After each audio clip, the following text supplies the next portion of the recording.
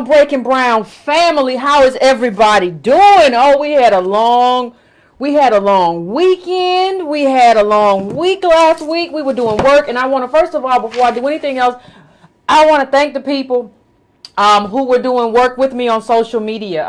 In terms of the conversation that we had. Family. What's up, fam? What's up, Ruby? What's up, Candace? What's up, everybody? I just want to thank everybody for doing work with me, because we were doing work together in terms of the whole Lovey Amanda Seals situation, in terms of providing the data. I saw everybody. I appreciate the use of the Breaking Brown hashtag and the DOS hashtag and the Descendants of Slaves hashtag, so that we could find each other and find the information online. I appreciate all of that. So I just wanted to thank everybody before I got started and say, I appreciate us being family. We were out there riding together and piggybacking, and I appreciate that. So I want to thank everybody. Please, please, please, please, if you have not liked the show already, please like it. Please like it right now. If you haven't liked it already, please subscribe. If you're not already subscribed to the channel, please subscribe to the channel. Please hit that bell if you haven't hit that bell, so that you know when I'm on. If you subscribe, please share it on your pages. If it gives a wrong title, please just go debug it. That happens with YouTube sometimes, so you have to sometimes use the YouTube debugger. Do that for me. I appreciate it. And these are all great things to do so that we can build the audience. We're almost at 50K, so that's a wonderful thing. That's a wonderful thing to happen for us to be here. But we got some other stuff we got to talk about, because one of the things that I like to try to do is to kind of extend out an argument, right? Or to extend out a point of view, or to help everybody understand what happened last week, and to understand why we can't stay at last week. All of that's very important to me and what I think is the work that we do here, right? So all of that is important. And so what I want to do, I'm going to have one of the things I always say, and people are like, well, you going to say, you don't say it all the time. I know, I like to frame things. I like to have a frame conversation. So one of the things that I want to frame for this conversation is, and I want you to keep this in mind. I always like to try to sometimes give you a theme to keep in mind as we go forward. The theme for today that I would like you to keep in mind is identity. Identity. The reason that I talked about the Wakandanization of Descendants of Slaves, American DOS, because we're American and we're DOS. The reason that I talk about that, and the reason that I say that so much, is because identity matters so much in terms of where we are and what is baked into our life and where we're going. Identity is everything. Lineage, I said before, let lineage be all. Our lineage is everything, not our color, not our pigment. I've said that before. So what I want to say is, as we go forward, keep that in mind, because the importance of making sure we identify ourselves in terms of how we perceive Lovey as not being a part of the DOS community, because that's not her lineage. It's nothing personal. That's not your lineage, right? And if you identify as a African, you're not a part of us because you've anchored yourself and washed yourself free of slavery. That's a different identity. That's where we are. But that identity goes deeper than that. And when we talk about Odell Beckham Jr., who got a large amount of money from his team today. I don't even know what his team is, quite frankly. But he got a large amount of money, and everybody was on, all black Twitter was celebrating. All black Twitter was, he happy he got his money, and everybody had a meme. And what I will say to you in terms of how we talk about that, in terms of what is going on in our community, we have a community, see, on one hand, we have people like Lovey and others who are kind of like chameleons, right? And then on the other hand, we have people who have a double identity. They are two things. They don't don't change colors with everything. They're two things. And then we have people who have like these weird identities that don't match. So you'll say you're Nigerian and you've never been to Nigeria, or you are Somalian but you've never been to Somalia, but you wash away your slavery. So we have those people too, just a hodgepodge. And there are other people, and this is us. This is the DOS family that we're talking about. There are other people in our group who lead a life based on confusion. These are very confused lives. These are confused lives based on something that is not really something that shouldn't really be relevant. And these are the people that you see celebrating, Odell Beckham Jr. They see him, they celebrate him like something happened, like a law that was passed that impacted all of us. There's a confusion in terms of who you think you are, in terms of how your life is constructed, in terms of how you view yourself. And it is almost as if, in terms of having a social condition, in terms of our social condition and what our social condition is built on, which is slavery, you don't have a mirror. So part of what I view my job is being on this show for me, and what I do in terms of what I try to do is I want to be the mirror. See, the part of the reason that some people in the community don't like me is because you don't like what you see when you look in the mirror. So the mirror might tell you a lot of things about yourself. If you think you're buff, it might tell you no, you need to lift weights. If you think you're slim, it might say no, you're a little bit bigger than that. If you think you're bigger than that, it might say no, you're real scrawny.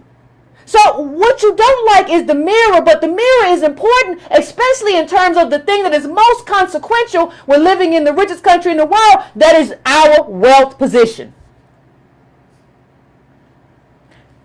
And so we are that mirror. And see, what I saw in terms of this whole Odell Beckham Jr. phenomenon today, where we were watching him act up, or should I say celebrate his money, because it's his money, it's not your money. And I'm not averse to any DOS, American DOS person getting their money, but I understand that money is not my money, it does not go into my pocket, and there's no reason for me to celebrate that on an individual level, especially considering where we are as a group. So when we talk about that kind of confusion, one of the things that seeing, and understand this as I go forward, one of the things that happens with Odell Beckham Jr. is that we see ourselves, so we don't see ourselves because we view ourselves through that sort of through him. And so we can't make communal gain because we're trying to be him individually. So you cannot make a gain as a community if the only thing you see is to replicate what he does individually and emulate him individually. Or if you have a kid, you share it to your kid. You say, well, that's going to be inspiration for my kid. No, it's not. That's a way for your kid to try to get away from the reality of life as a DOS in this country. See, we all saw that, but how many of y'all saw this today? Student loan watchdog quits, says Trump administration turned its back on its borrowers. Now let's take this a step further. Can we really quickly? We're not going to take a long time because we have places to go and things to do. And so since 2011, some of you already know this. Some of you who have been paying attention already understand this and you're already here. But since 2011, the CFPB, Consumer Financial Protection Bureau, for those of you who haven't been paying attention, has handled more than 60,000 student loan complaints, and through its investigation and enforcement actions returned more than $750 million to aggrieved borrowers. Understand, that's the power of government. That $750 million that's been returned, that is the power of government. That's why people who tell you government ain't never did nothing for me are being dishonest or they're ignorant. Either way, they are of no use to me or my community or building a community. Understand that part. It says Frontman's office was central. This is the guy who resigned in protest. Was central to those efforts. It also played a role in lawsuits against for-profit giants ITT Tech and Corinthian colleges and the student loan company Navient. Now, how many of you know how many of us have gotten into these for-profit colleges and have been abused by these student loan companies? This was the government watchdog. See, we over here, now that's some community stuff. When you talk about what needs to happen in terms of student loans and what happens to us, that is community. But we're not doing community. We're over here on Twitter talking about, yes, Odell got his money. Odell, they done paid him. And one of the most interesting parts about it is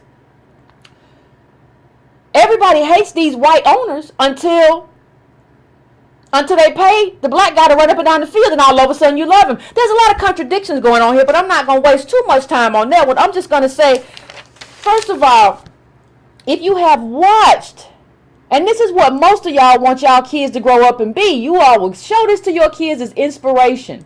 But I want you to just see this for just a second. I'm going to play it in the backdrop, but I just want you to look at what's going on here. Hey!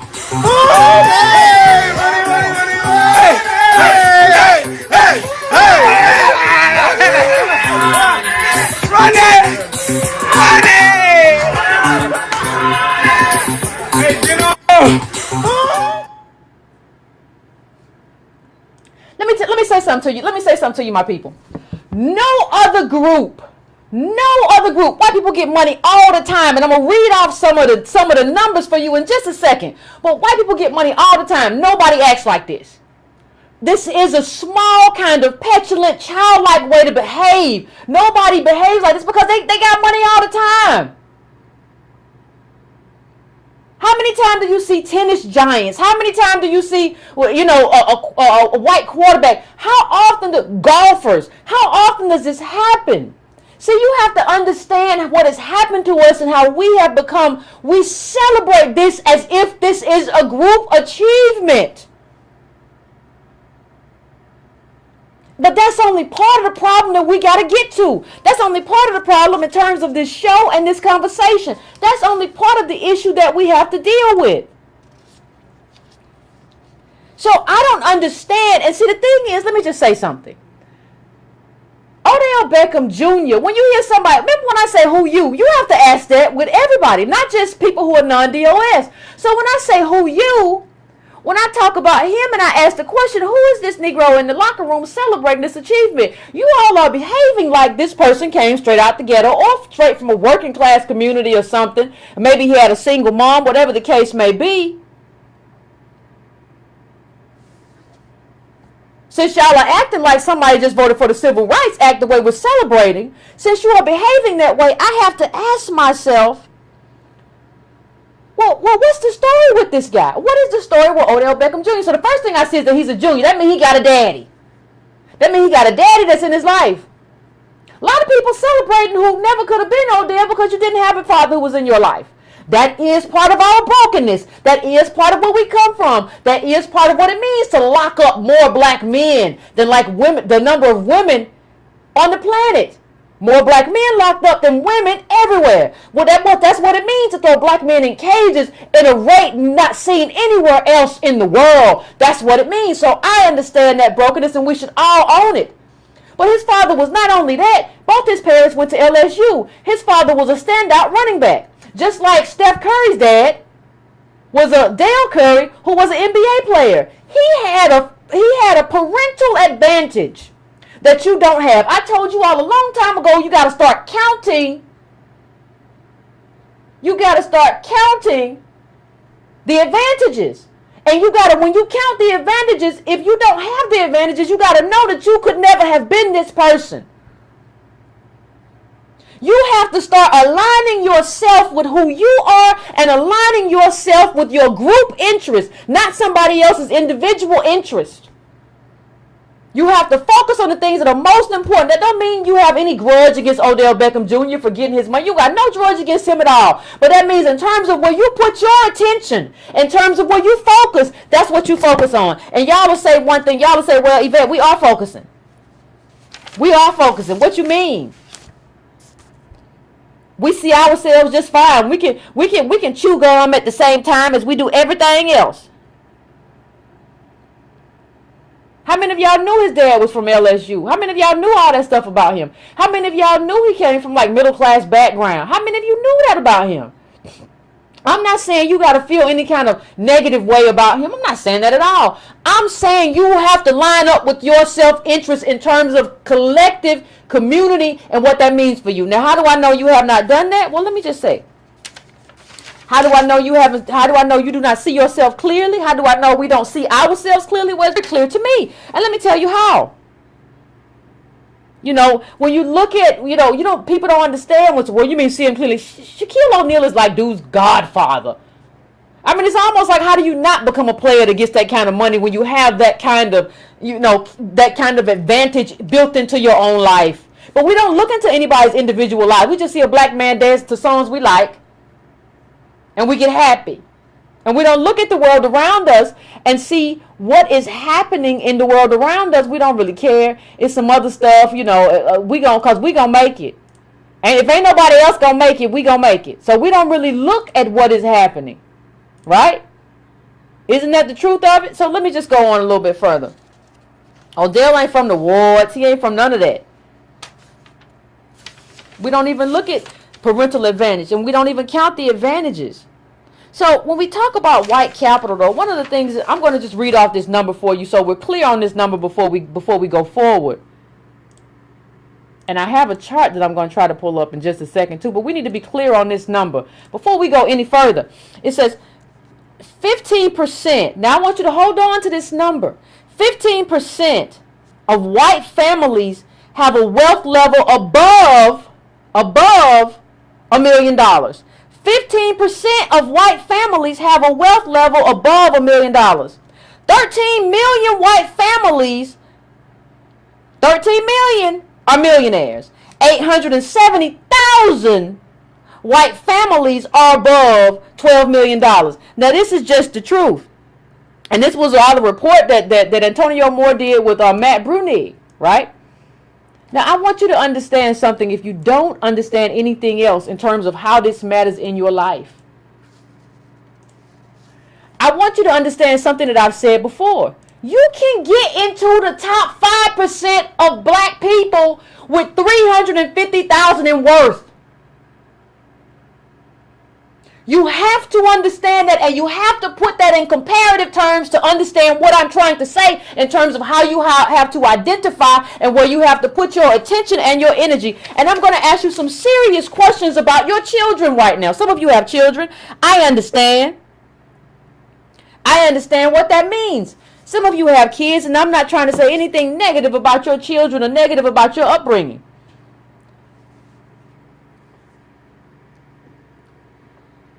Right? I'm not trying to say anything about that. But see, here's the thing. When I gave you that information about the top white families, when I gave you information about the number of white people who at different level of millionaire, different millionaire levels, I have to ask you something. How many of you have children who have the dreams of the white top 15%? I'm going to ask that again. How many of you have dreams of the white family? Okay, so I said 15% of white families have a wealth level above $1 million. How many of you have the dreams of those white families? You want to go to their schools. You want to go to Harvard or Stanford.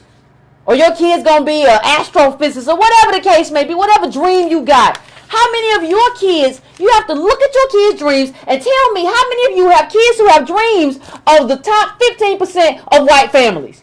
What that means is that your kids, you are positioning your kids and you are telling your kids it is okay that they are going to compete with millionaires. They are going to compete as black people with slave in their background and slave in the economy that nobody did anything to do anything about. We haven't done anything meaningful since the Civil Rights Act, Civil Rights Movement. So you are going to tell them with all of this poverty and all of this burden and all of this poverty in their economy, in their households, that they can go now and compete against white millionaires. Now hold on. Especially given you as the parent. How many of you are apolitical or know people who are apolitical, who aren't involved in politics? We don't need none of that. We don't need any of that. And then you're immoral in terms of your politics. But you're raising this kid and you're telling this kid that they can compete with the top 15% of white people. Now, you're the same parent. You are the same parent. Let's talk about the parents right now who will say, well, I don't really like shopping in Target. I don't like, because I don't know. I only want to shop in Target. I don't really like shopping in the dollar store because, you know, the dollar store got a smell like Clorox. Or the dollar store ain't as organized as the Target. So I need to stop. I'm going to shop at the Target. And you even understand that, first of all, your kids don't even have nothing because you their mama and you their daddy. That's why they don't have nothing, because they come from a slave family. And they don't have anything. And then you're going to say that I'm not even going to save every penny because I don't want to sacrifice like that. I deserve Bounce, not the store brand. Sweetheart, you don't even deserve for your clothes to be soft. You have a kid who has to make it in this world, and you don't have enough to make it. You're not being political. You're not being communal. And then we're trying to hit this curve, and you celebrating somebody who comes from a wonderful family. Had all the advantages. You're not in these articles, though. You're not advocating for anything, and you don't understand what is required to raise. I have done a show about raising a functional child before, but let's go back to it. You are competing against the top million families worth 10 million or more. The top million families worth 10 million or more. That's who goes to Harvard. Worth 10 million. That's who goes to Stanford. Right? That's who goes to Yale. You're going to compete with no money. And then you know what you're going to tell me too. You know what you're going to tell me, even when you set your kid up for this kind of failure. Because understand, when you set your kid up for this kind of failure, that kid becomes a problem for all of us. Because you raise a raceless child. You raise a child who does not understand race in America. You raise a child who you did not understand. You didn't even teach your child how to count. Let me tell you what. You got to teach your child. If your child says, listen, I want to be a great soccer player. I want to be, what's the little soccer player's name that everybody loved? The little, was his name Beckham too? Whatever. The little soccer player. If he says, I want to play soccer. Well, first of all, you're starting at a disadvantage because you don't play soccer. He don't have a parent who plays soccer. There's a reason why, you have these networks, right? Susan Rice's kid is at Stanford. She's former NSA and all that stuff, and her kid is at Stanford. You competing against that, right? Okay, fine. You gonna tell me you can do it? Okay. That's fine. You can tell me anything that you want to tell me. You gonna do it. You gonna get your kid there. So let me tell you what you gotta do with your kid. You want a solution? Here goes one solution. Put the kid in front of you. You put the little kid in front of you. Little Leroy. Listen, little Leroy. Listen, little Keisha. Let me talk to you for 1 second. Listen, little Sarah. Listen, little Mary. Whatever your child's name. Listen, little. Some of y'all have named y'all kids other names. Listen, little Patrick. Whatever your kid's name is. You need to count for that kid. Okay, you talking about soccer? You wanna do so you can be professional level soccer? Well, here's the thing about that. Here's the problem with trying to get that kid to do professional level soccer. Wealthy parents help child athletes go pro in their own backyards. Now, I put this, if you all got the newsletter already had this in it. But what it's saying is that rich families are building gyms and soccer field and baseball batting cages and all kind of stuff with the coaches to go with it, all in their backyard. Let me tell you what this means, ladies and gentlemen. They are closing out all the doors that have been traditionally used for Negroes to access wealth. That's what it means. That's exactly what it means. So, okay, Yvette, well, what does that mean? Does that mean my kid, what do you mean in terms of getting my kid to count, Yvette? What does that mean? Well, put him in front of you. Listen, in order for you to do this soccer thing, I got to pay for equipment. That soccer field in the backyard they were talking about, that's $100,000 soccer field. I'm going to have to put $100,000 soccer field. I got to pay for coaches. I got to pay for, they want you to go to Spain or Italy. So I got to pay for a visa. Oh, that means that you got to have two parents because somebody's got to work and then somebody's got to go with you over there to Italy or Spain or wherever they want you to go and practice and do all that stuff. And that means you have to have access to expert soccer players as well. And expert coaches. That's gonna cost another, $75,000. And then, I gotta have somebody to make some calls, and I don't have that kind of social capital. So we're looking at right now at least about $400,000, $500,000, and I ain't got it. Well, Yvette, what you trying to do? You gonna tell my kid that he can't have his dream? You didn't do the politics for your kid to have that dream. Because when I was hollering about Obama and saying, you know what, we need to get Obama to do stuff for us and open doors for us, y'all told me I was being negative. That was our main window. And y'all told me, Yvette, you just a hater. Well, now you just here. You're here now. I have more people listen to me now than listen to me then because Trump is here. When somebody gives y'all hope, y'all forget all about Yvette. Don't nobody want to talk to Yvette as long as we got hope. Yvette just being negative. He gonna hook us up in the second term. Where all my second term people at? Throw your hand up. You got to count. See, because when you don't count, and then your kid realizes on his own that he can't do it, then he goes crazy. He's frustrated and he's angry and he's a problem to everybody because you didn't tell your kid he was black. And you didn't tell your kid that he had to be about community. And you didn't tell your kid how to count. And he becomes a problem. The same thing with raising these little super capitalists. How many of y'all have told your kid, just go in your room, you do an experiment.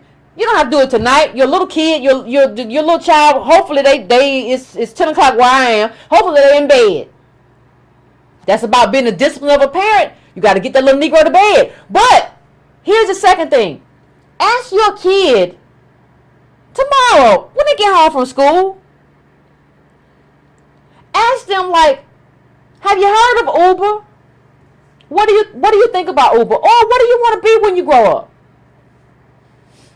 What do you want to be? What do you want to have? Like, tell me about your dreams. And don't coax the kid. Just ask the question and listen. If the kid tells you when you ask about Uber, yeah, I wish I had thought of Uber. I could make a lot of money.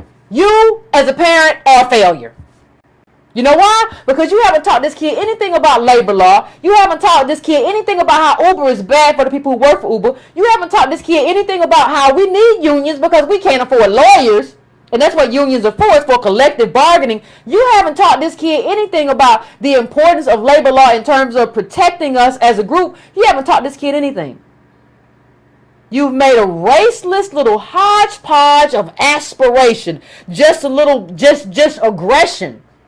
And when he don't get what he want, he'll be outside snatching pocketbooks. When she don't get what she want, she'll be out there getting free dinners and doing all kind of halfway prostitution looking stuff because you have raised a raceless, strange, weird child who doesn't have any obligation to other DOS people, who doesn't view themselves as being part of a community. And who is not anyway anchored in the community. You have to be anchored in who we are. If you go out there individually, you're going to have a problem because you don't have no wealth. People say, well, Yvette, you should just get on TV and try to get on MSNBC and just have a moment. Have a moment for what if you ain't got people behind you? This is not an era to just kind of break out by yourself. This is an era that you only break out if you have people behind you. The only way I break out is if there's some stuff going on the street and I say, listen, if you make this, if you do what's right for the community, I can stop everything on the street with one phone call. But I need a deal that makes sense for everybody out there. You want a barbecue or you want a mildew? That's the only way it works. Nothing works now without a backing because we don't have the money. But nobody wants to think strategically. And you have to be, you have to be ready. There was a soccer player, I think her name was Carly Lloyd, whose dad put her on the track to be a gold medalist, and she don't even answer his phone no more. Like, once you raise these kids to be like super aggressive, they become little sharks. And they'll bite you too. Do you want a little shark in your house? Is that how bad you want it? Tell me how bad you want it. Do you want a little shark in your house? Is that how bad you want it? Because it looks like you want it that bad. So I'm telling you, you can have it that way. But it just won't be good for you. Now let me just say one other thing.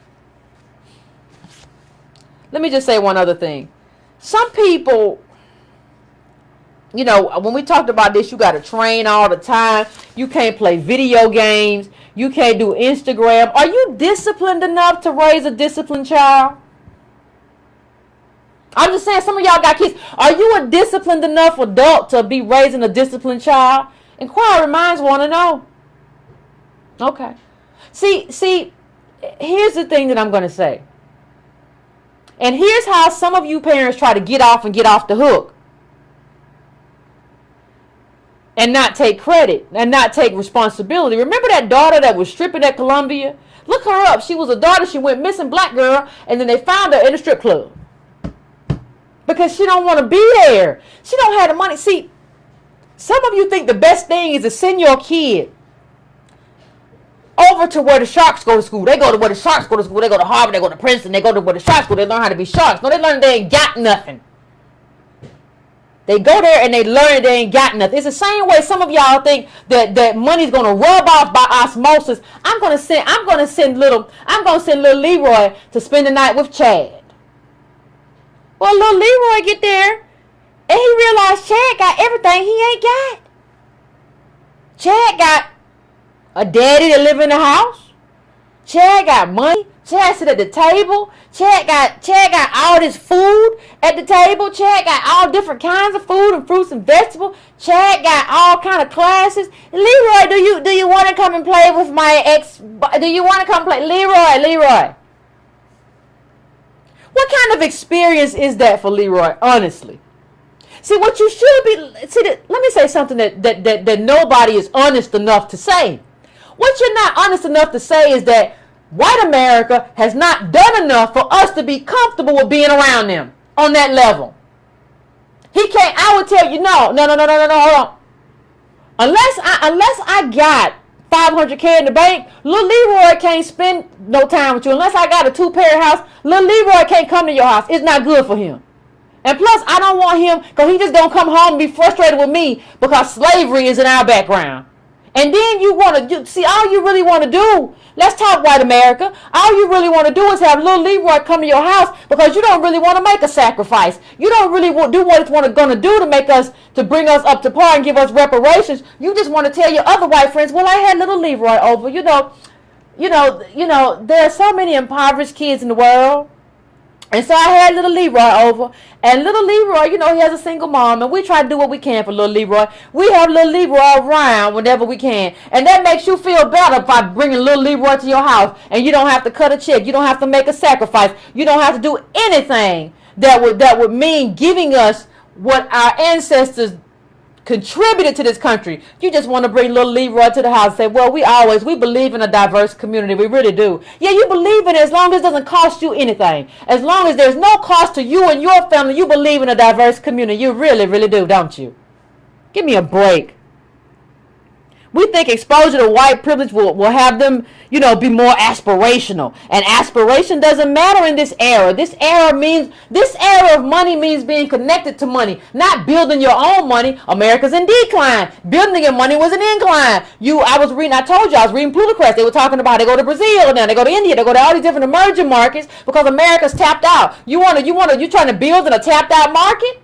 That's what you're trying to do? Because we don't really read. We just have aspiration. We don't have to read. We don't have to access information. We just have aspiration. Aspiration is like magic. This is the era of the warlock. Nothing plus nothing somehow equals something. Somehow we're doing magic. I don't want to do politics, Yvette. I got magic. Well, we'll see how that works out. It ain't working out too good, though, is it? And we don't. And the hip hop has damaged us so, in the sense that I remember there was a series, I think it may be still going on, the series Humans of New York. Y'all remember that? And there was this guy who drove buses. He had a good government job in New York. He drove buses every day. And at nighttime he came home and he was selling CDs talking about he wanted to be a rap star. And every CD, they had some of his songs and everything sounded like 1994. All his songs sounded like 1994. And I thought about that and I said, well, he looks like he's about 40. So it makes sense to sound like 1994. But you're going to lose your good government job staying at home, staying up late trying to sell these goofy CDs. See, the thing that hip-hop did to us, it made us feel bad about having a regular job. Because you got Diddy running around and sliding around on fake diamonds, and you got 50 Cent doing all this weird stuff. Like, who wants to be 50 Cent? Like, he doesn't have a relationship with his oldest kid. Like, who wants to be that person? I wouldn't trade that for anything in the world. From this perspective, in terms of who I am right now, I don't want to be 50 Cent. Nah, you can keep it. Thank you. I don't want to be in a position where I'm chasing stuff. I got to have 3, 4, 5 shows and try to put out. He had maybe sometime I put up an album and I'll have something with Chris Brown. And I'm piecing stuff together and I got to pretend like I'm a shark when really I'm running around with little baby teeth, little piranha teeth. Little, ain't even little piranha teeth, little nubs in my mouth. I'm gumming stuff, looking like I'm a shark, pretending to my people that I'm a shark while I go around in liquor stores and sell liquor. You want some effing vodka? You got some new stuff now. Litchi moochie moochie, whatever the heck it is. I don't want to be that person. That's not what I want to be. I'm not a racist person, and I'm anchored in a certain morality, especially a morality that's beneficial to my people. That's who I am. I don't want to be you. Thanks, love. I'm good. So, do you understand selling a CD in the era of like iCloud anyway, right? I don't even think I buy stuff anymore. I just go to YouTube and listen to it. That's enough. I'm good. We have this goal of like, we want to be astronauts. We haven't taken any trips to the moon. No NASA trips. Nobody working NASA. No strong history and chemistry, physics, none of that stuff. You have parents that don't even read about physics. At least I read the fabric of the cosmos and stuff like that. He gonna be a physicist, and then we let him decide. Well, he don't want to go to that school because it's cold. I'm sorry, what? And then you want to say, I sent him to college. Well, I sent her to college. I sent her to college, and we gonna see. You did, because you didn't have nothing for the bursar's office. We had this Clark Atlanta story where people talking about it was 8,000 or something as opposed to 4, whatever the number was. But you don't have the 4,000 for the bursar, and you gonna talk about how you sent somebody to college when you don't have the money. You didn't send nobody nowhere. You can't pay the bill. You didn't send nobody nowhere. They got. Let me tell you what you did. If you didn't pay the bill, what that means is you gave your kid a road trip. A road trip is not I sent them to college. A road trip, come in there, pack them in, get them everything that they need, because K through 12 is free. K through 12 is free. See, the thing you got to deal with is that transition period. This is the test of whether or not you're a good parent. Can you transition your kid from kid to adult? That's where all the money comes in, baby. And if you ain't got the money to transition that kid from kid to adult, then don't come around and say, well, I got another 18. Some of y'all are what I call house flower parents. You believe that watering and feeding and giving a little bit of sun is good enough, but that ain't good enough in the richest country in the world. Not today. Not really, not ever, but especially not today. You cannot be a houseflower parent and feed and water something and think that that's going to be enough to transition your kid to adult. That's not how it works. You backloading kids with all this debt and get them there. Listen, y'all saw this. Did y'all see this? I think y'all did. But y'all saw this Spelman story where the girl got there and she couldn't enroll because her mama, because her mama's debt or whatever. And everybody was talking about how awful it was. But if you read, it's a real article. But read the article. And the article says like the girl couldn't get rooming because she was already maxed out with debt. Don't take no picture with your kid at school if they maxed out with debt. That is not, you're not a parent. You're going to show this to all your little friends at the Essence Festival. Girl, I sent her to Spelman. You didn't do nothing. You did absolutely nothing because you did not. It's not like student loans are supposed to be for the extra. Now, you can talk all day about how it's too expensive. I agree. But I live in reality. This is the world we live in. You don't get to take pictures like you sent your kid out to school, like you went to the bursar's office and wrote a check. They said the girl couldn't get rooming because she was already maxed out with debt. You don't get credit for maxing out a kid with debt. And you can't backload a kid with debt and say I've been a good parent. And you can't say, well, I got an 18, girl, it's up to them. Or bro, I got an 18, that's his thing now. I got an 18, he in good health and everything, and he got into a school, it's on him now. You're not a good parent. The test of a parent is, can you transition that child to adulthood? Can you transition that child to being a functional adult in this America? And what showed us was Obamacare. Obamacare said you can be on Obamacare to what, like 27? That goes to show you that you don't stop paying. You always got to be putting money into this child to get them to that level. You don't get to stop. That's why Obamacare goes to 27 now, because you don't transition kids early no more. That's not how it works. Ain't no like, well, I can leave here and just go, I can go get a wrench and I can go work here. I can go be a maid over here. No, that's not this life anymore. You got to do functional adulthood. You can't burden your kid with debt. How does your kid make that transition? If your kid can't make that transition, I don't know what you're doing. Now, the transition is $250,000 at the floor, plus relationships. If you want your kid to be a surgeon, you got to have those relationships, not just the $250,000. You know, Dream Hoarder says like $600K to access the American dream. Either you have it or you don't. And let me tell you what else you can't do. Some of y'all got to stop thinking y'all got the money to go start. I'm gonna go start a new relationship. I'm gonna get married again and have another kid. You don't got the money for another kid. I don't care who you love or how you love them. You can love or do whatever you got to do and be with the next person, not have a baby. You don't have it. You don't have it to start new families. That's what aristocrats do. Understand. In my own life, I had to tell a friend one time, your parents didn't care about you. Well, what do you mean my parents didn't care about me? Well, you were in college and you didn't have any money. And your parents got pregnant again and you had to drop out. They didn't care about you. Shouldn't have brought no another baby in the world when they couldn't afford to pay for like they need to have 4. Like, you gonna bring in like a 5th? And you got one that's in college that's really on a good trajectory? No.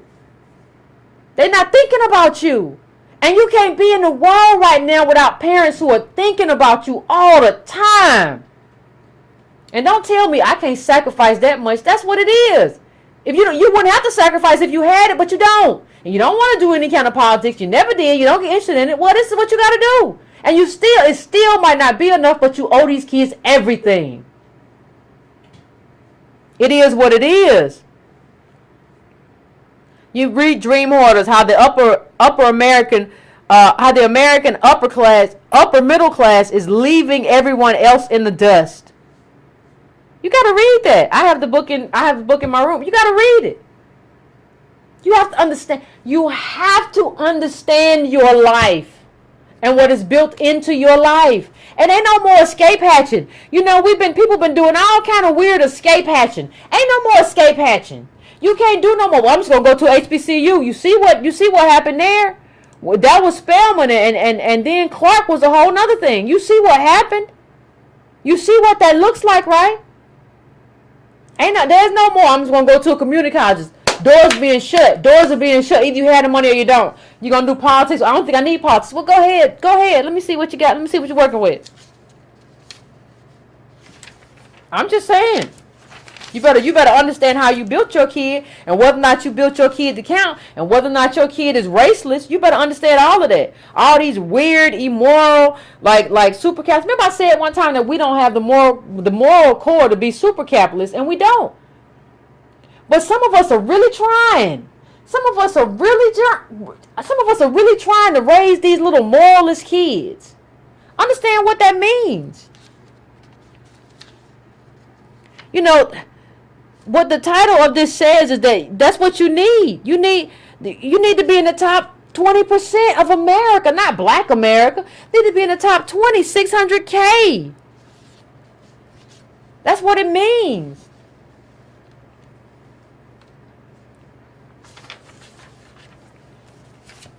I mean, you better stop taking your kids on road trips and thinking you taking them to college and thinking that's what everybody do. No, that's not what everybody do. That's not what everybody do. Or you better stop sending your kids to private school for K through 12. I sent my kid to private school, then you got no money for college. You need both of them. You can't have private school and then be like, well, he gonna get an academic scholarship. How you know? Based on what? Do you know anybody in admissions? Do you know what do you? Oh, you know. Oh, okay. Oh, Faith. Okay, I got you. When it don't work out, please don't call me. Because I told you this didn't seem like a plan that would work out, but you know you were doing what you were gonna do. You know, 18 is where you show yourself as a parent. I don't know what else to tell you. Don't tell me about protractors and pencils, because this is the richest country in the world. That's supposed to be nominal where we're going, right? And you can say, well, Yvette, it's a lot for me. Well, you gotta do something about that. You have to tell your government this is a lot of money. You have to fight and say this is too much. I can't do this as a group, as a collective. And then we can form alliances and do all kind of stuff. But you gotta say that. You can't say that to me. You have to say that in a collective way. We have to say that in a collective way. And understand something, people. I'm here because of what I believe in terms of and what I know. I'm not here for any self-interest. I don't have kids. I don't have kids. I knew I never could do it. I thought about a thing in my head like, well, if I carried it too, I can no. Well, this school no what? Well, choke and no. It just never made sense. And I'm talking about where we were politically in terms of where I've always been monetarily. None of it ever made sense. And I know where I need that kid to get to. I know how I need to pivot. I know exactly how I would raise a kid. I know exactly what that kid would read. I know exactly what they would do. I know exactly how I would have that kid activated. But like I don't have, like, I need that money to hit the curb. Like, when I hit that curb, I need some money. And I never had the money. Never had the money to, whether you have him, go adopt it and drag him like you mine now. I never had the money to know when I hit that curb, I got the money to transition this kid into adulthood. I have the money for him to, like, and you know, her, and they get there and they got it, and I can tell them how to maneuver in this situation, and I pay for this college, and I can build a relationship to get them in and get them anchored in it. Never had it. So I'm not telling you anything that I haven't told myself. So what I'm trying to get is, what are you going to do now? What do you do now? You have a kid. These are questions that you have to ask. You have to be very focused on how you build this kid. In terms of how good this kid is going to be, in terms of being a credit to the race, in terms of how this kid is going to relate collectively, in terms of what he's going to be a problem. Because some of y'all are raising kids that are going to punch on y'all when they get old. Because you're going to put all these dreams in them without no money for the dreams. They're going to take it all out on you. You better be very, very careful. Because America is a very unforgiving place, and your kids will be too. You got to have money for the college. You got to have money for a down payment on a house. You got to have money if they need a car, or you got to have, do you have furniture or something? Because you have to keep making payments into the life of these kids. Do you kind of like watch Shark Tank and not see how everything is all race if you watch Shark Tank? We had a clip from there one time. You know, they mix in these with poor black companies with capitalized white companies. That should show you the lesson of our limits in terms of doing this.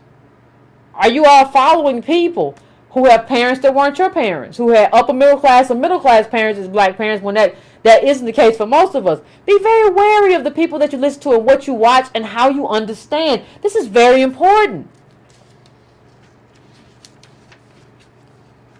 Because your kid just be frustrated, upset, and just be a problem, and in the house, I ain't gonna do this no more. I'm not. I don't care. I'm not gonna do this. Turning over tables and stuff. No, I just started Clip Clop Clop Hip Hop Company.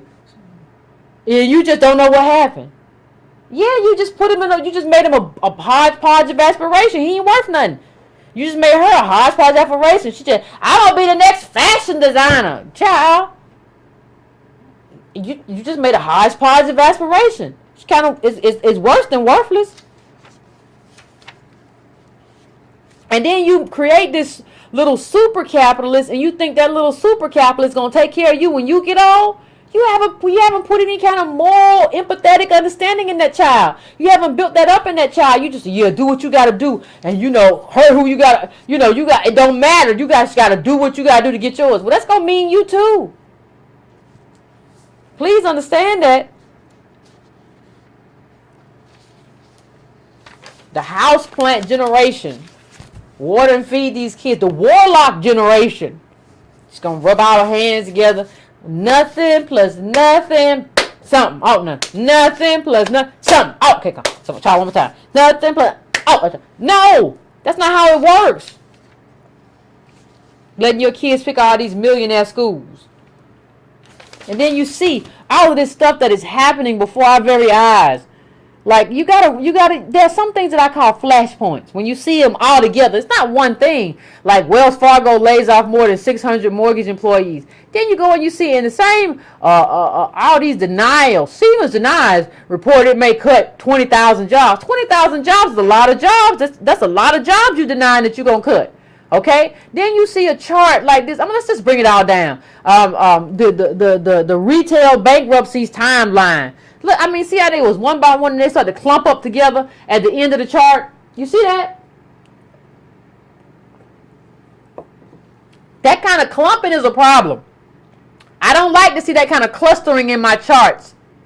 It's a real problem for me. And then you have people like your girl Amanda Seals last week said, well, we, in one of her Instagram posts, well, we shouldn't define ourselves by struggle. Listen, slavery led to reconstruction and Jim Crow, all of that stuff. That's all in the economy. That's still all in our families. That is oppression. You're gonna have this. You're gonna have some moron say that we shouldn't define ourselves by oppression. By oppression is everything in our lives. All the black men cage, slavery, everything that has happened to us since we got here is oppression. And you're going to have somebody say, well, we shouldn't define ourselves by that because there is gender fluidity and LGBT and blah, blah, blah, blah. Oh, you hush. Understand that a person like that is a perfect tool for white supremacy. You are the perfect mouthpiece for white supremacy by saying that garbage, and you are a problem. And the reason I went at you last week is because you are a problem. You are a tool of white supremacy. I don't know whether you're smart enough to know it. That's not my job. But I know what it is. And I can't help you. I remember years ago, I worked a few government jobs. And I told you all about some of them. But I remember I worked a government job one time. And I had good reviews on this job and everything. And I was going my separate ways. I put in my 2-week notice. And they came up to me, that the manager for the department came up to me and said, well, we don't do 2-week notices. I'm sorry? We don't do 2-week notices here. You put in your 2-week notices, you need to leave. I beg your pardon. I need to leave. Yeah, you need to leave because we don't do, for security purpose, you understand, we don't do 2-week notices. So your last day is like right now. Okay. Now, mind you, good reviews the entire time I was there. I was there like 2 years. Good reviews all the way through. But I got to go home. I got to go home because you don't do it. Now, you haven't given me any kind of, there's no paperwork. You ain't giving me no line item. You ain't giving me, where's the manual for this? Now, also, I've seen other people do 2-week notices. And you give them parties and everything, but I don't have none of that. I got everybody here like me. I'm good. I'm not a thorn in nobody. All the workers here like me a lot. Management, I don't know. I can be a prickly pear, but all the workers here, everybody. But I have to go. Okay. Now understand something. Understand one thing for me. I went to the union. I told the union, I said, this chick came in here and told me I had to leave. That I couldn't put a 2-week notice in. I ain't never heard of that. The union said, we've never heard of that either, Yvette. They said, go home for the day. Because I went to the union after I left. Before I left the building, I went to the union office. They said, Yvette, go home for the day. We're going to call you. We're going to figure out what's going on. We're going to call you. The 2 days later, the union called me. And the union said, there's no foundation for her to do what she did in terms of how she told you had to leave when you have a perfectly good record. You have no impropriety. They said, we have dealt with this. You come back to work tomorrow and you work out your 2 weeks. That's what the union did for me. This was a black union rep too, who did this for me and got me there. And people are like, well, what's the big deal about the 2 weeks? Understand something. When you're swinging from vine to vine, from job to job, you're counting on that 2 weeks. And there are a lot of little nasty people who want you not to get that 2 weeks. Because The truth of the matter is not getting that 2 weeks makes you unstable, because we need that 2 weeks. We can't be out here 2 weeks without pay. 2 weeks? Well, I don't get nothing, and I'm counting on it because I've been counting on it because I haven't done anything wrong. I didn't get fired or nothing. So I'm counting on that 2 weeks to transition me to the next job. So I'm going to get that 2 weeks, and you're going to tell me no? You're going to tell me no. The union gave me the stability I needed to transition to the next thing I was doing. That's what unions are for. Because if not, companies just treat you like garbage. And you have to raise your kid up understanding that. You have to raise your kid up understanding labor and understanding history and understanding that everything that we've gotten as DOS, as American descendants of slaves, has been because of us building together as a group, collective. Your kid has to understand it. And your kid has to understand their limitations based on who you are and what you do or do not have. You have to teach your kid how to count. Okay, you want to do this? This is how much it's going to cost. Let's go get the calculator. Let's go get the whiteboard or the chalkboard, and let's put this out. And let's discuss how this is going to happen or how it's not going to happen. You have to have that kind of honest conversation with your child. And if you don't, this is the reparations generation. The reparations generation means that that's what we need, because it's not a handout. That's our inheritance. We didn't get inheritance. Because the New Deal catapulted a bunch of white people up into the middle class and didn't do it for us. Right? And so what that means is that we didn't get what other people got. But even with white people, they're having a struggle. Got all these people living in cars. Now white people have, the poor white people have 10,000 in worth. And we're negative. And they sleeping in cars. What do you think life looked like for us? We see, and you see all the flashpoints. My people, we see all the flashpoints. How many months ago? This was 2017. Median wealth of black Americans will fall to zero in 2053. But understand, even if it isn't zero now, 1700 ain't nothing. It might as well be zero right now. What are you talking about? It might as well be zero today. I don't even understand, and in that article is something, let me just read you a little bit from the article before we go to the calls. Because one of the things it says that the authors cite the legacy of discriminatory housing policies, an upside down tax system that helps the wealthiest households get wealthier, and the economic effects of mass incarceration as among the root causes of the discrepancy. Right? But we don't need government, right? We just gonna do it. We magic. We warlocks. We warlock Negroes. That's what we are. A bunch of warlock Negroes who can make magic happen. And here's the second part. The middle class, and understand this, and this is what we have said before. The middle class didn't just happen by market forces, and the whiteness of the middle class didn't just happen by market forces. Both were intentional, said Diedrich Asante Muhammad, a senior fellow at Prosperity Now and one of the report's authors. African American households are making middle income money but have the wealth of a high school dropout. That's America, babe. But you're going to make it. You're going to make it. You're a warlock.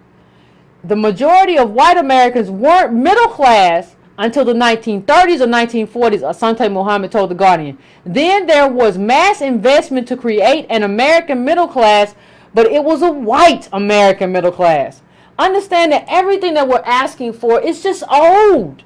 It's not a handout. Everybody else got theirs early. We just want to get ours late, but we want to get it. That's just what it is. And that's just what's required.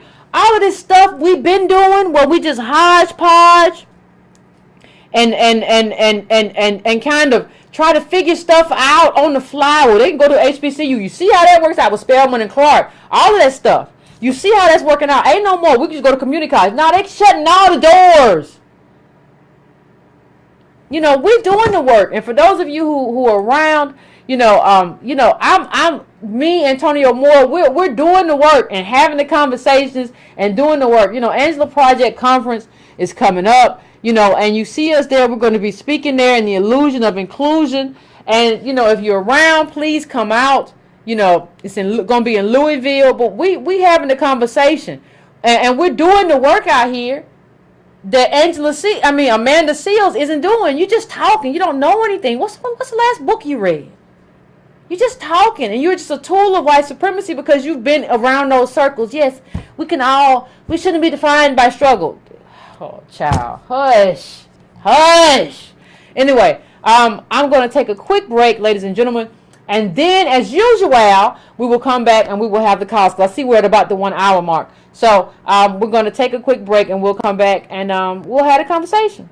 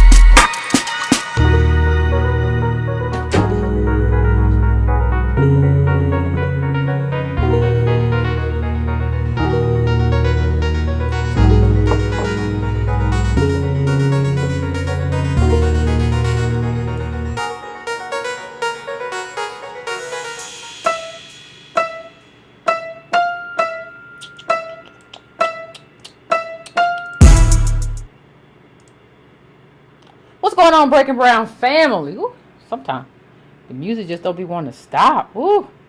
Anyway, we're getting ready to go to the calls and hear what everybody got to say. Everybody got an opinion. So I am going to 414. I'm going to 414 first. 414. What's your name? Where you calling from? What's on your mind? Hey, Yvette, it's Quentin, and I'm calling from good old Milwaukee. What's going on? Hey, all right, so this is going to be short and sweet. But I want to start off with, from now on, Breaking Brown family, when these Negroes want to act a fool out here and saying that you're asking the white man for, whatever, I want y'all to have a copy in y'all bag. Use it almost like a weapon. Have a copy of the color of law and the color of money in your bag or whatever, and throw it at them every time they start talking stupid about us, needing to be lifted up by the bootstraps and how we asking the white man for something. Start throwing it at them like you're throwing grapes or tomatoes or something, because right now we done arguing with these people.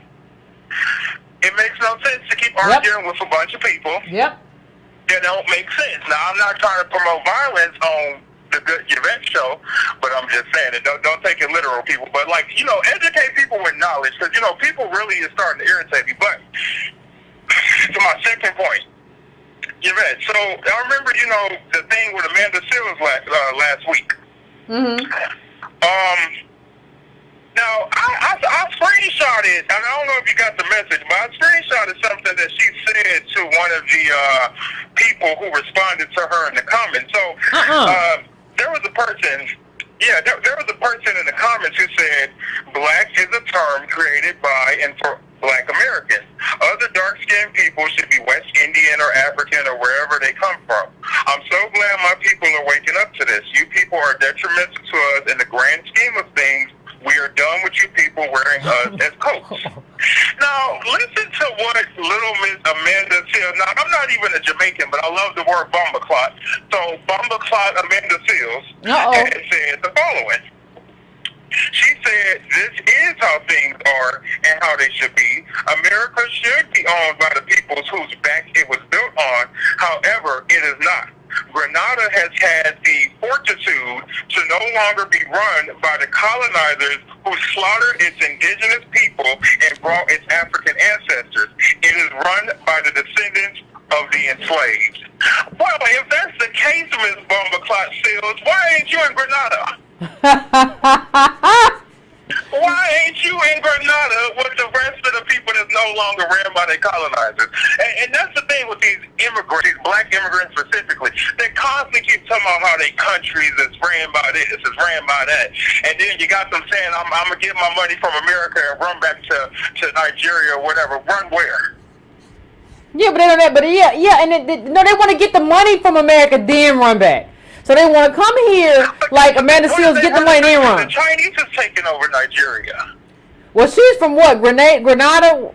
So she's from Grenada, and that's only gonna last for so long too. Because the thing is, I don't think they have any real power in Grenada as well. Because I've been doing my research with Grenada as well, and though it's nice that it's ran by the so-called, the descendants of the enslaved or whatever they call it over there, it's still a mess. But well, here's the thing. Here's the thing, Carla. It's the same thing that Lovey said, like in that tweet. Like, well, why do African Americans not like Haitians or something stupid? Like, well, do y'all not like them because they threw the slavers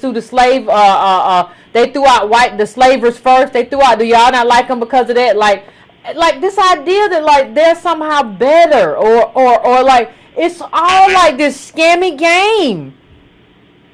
Mm-hmm. My brother, he worked with a bunch of Africans in a nursing home. They all act like they're better than black Americans. Like, I'm telling you, the disdain. Do you understand? There's a black American suburb that's in Chicago. And I know a lot of people think, Chicago full of whatever. But there's literally a black American suburb in Chicago. And my cousin stays next to an African. Now, for some odd reason, I guess, I don't know what it was, because she said hey to him, but I had locked arms with her because I was just walking. She was walking me back to my car before I got home, and we locked arms. You tell me why the African dude that sitting next to her, he gave me the nastiest look. The nastiest look. And I'm like, where did that come from? In your own country, you got the nastiest look. How do you get that in your own country, the nastiest look? This is my country. It's not a transient country. I'm sorry. By somebody that somewhat look like you. That's what's even more crazy, you know.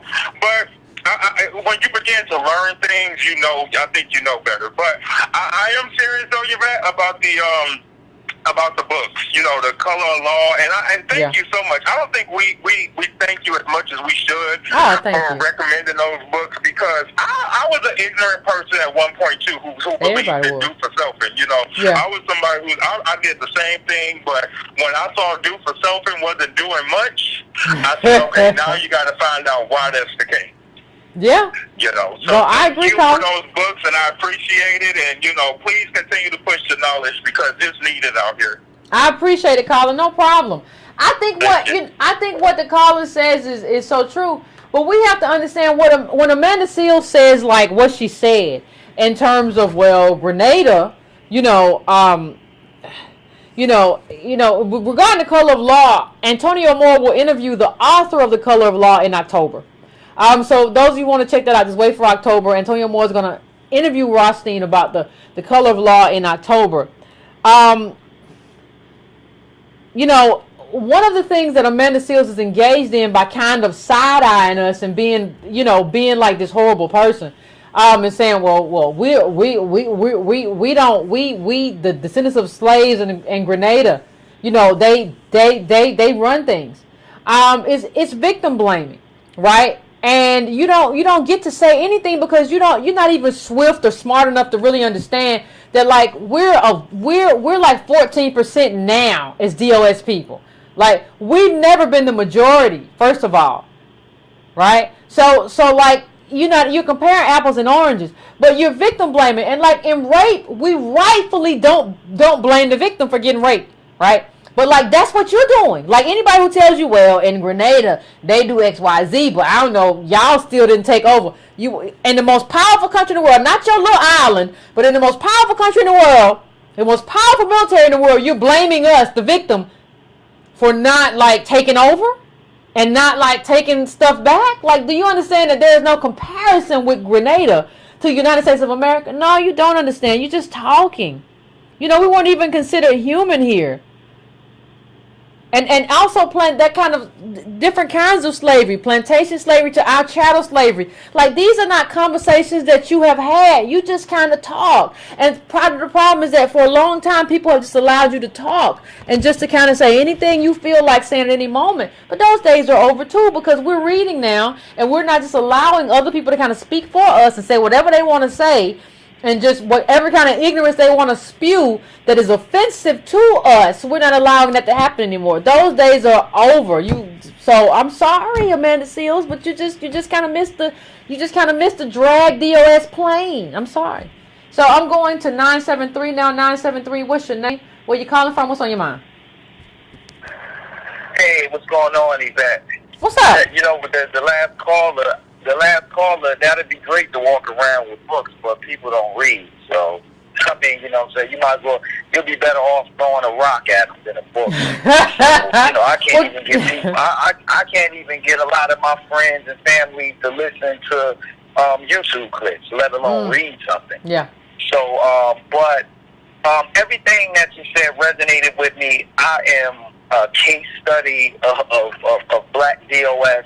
I mean, it was just kind of funny. I mean, just today, I grew up, I had teenage parents. My mother was 14, my father was 15, going on 16 when he had me.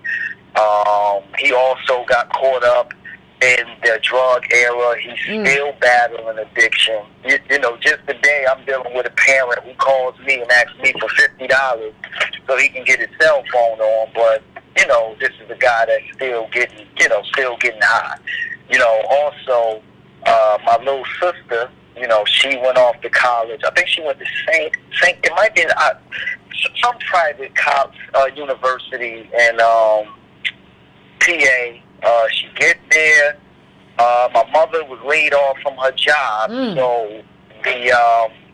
So what happened was, her income that she got from her severance package was counted as her yearly income, so it looked like she made this uber amount of money. Yeah. And my little sister couldn't get financial aid, so the day that she gets to the university, they say, you got to pack your bags and get out. Oh, wow. Now, that puts me in a predicament, so I'm basically, at the last minute, I get a phone call, and it's like, listen, sign and co-sign for your sister's loan, but she got to leave off campus. So I say that to say this, so I mean, I'm just a clear case study of Black DOS life. I grew up back and forth between my mother and my grandmother. I never forget, I had no idea what I was going to do once I finished high school. So, I go to a community college, and it's like, my grandmother like, hey, you're 18, 19 now. I don't know how you're going to get there. You got to get there the best way you can get there. So, not good enough. I ended up, get there the best way you can, So, I just basically ended up falling into the street life. I got involved with that, got arrested, did federal time, was able to bounce back and get my life on track. And I'm doing okay now, but that's a prime example of me being brought into this world with young teenage parents who had no plan for me. Exactly. And that's my life.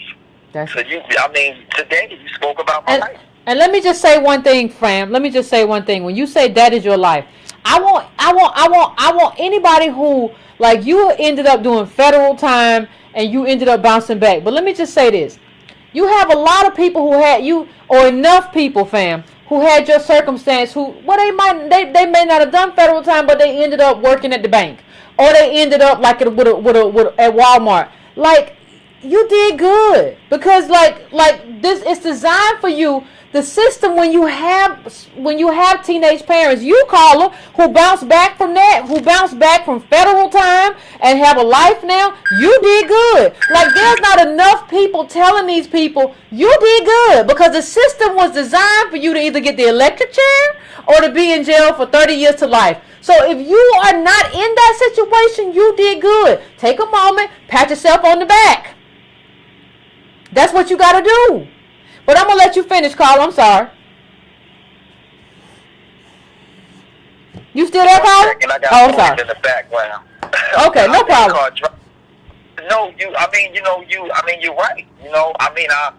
And like today, I don't hold nothing against my father, and I understand that, addiction is, it can be classified as a disease.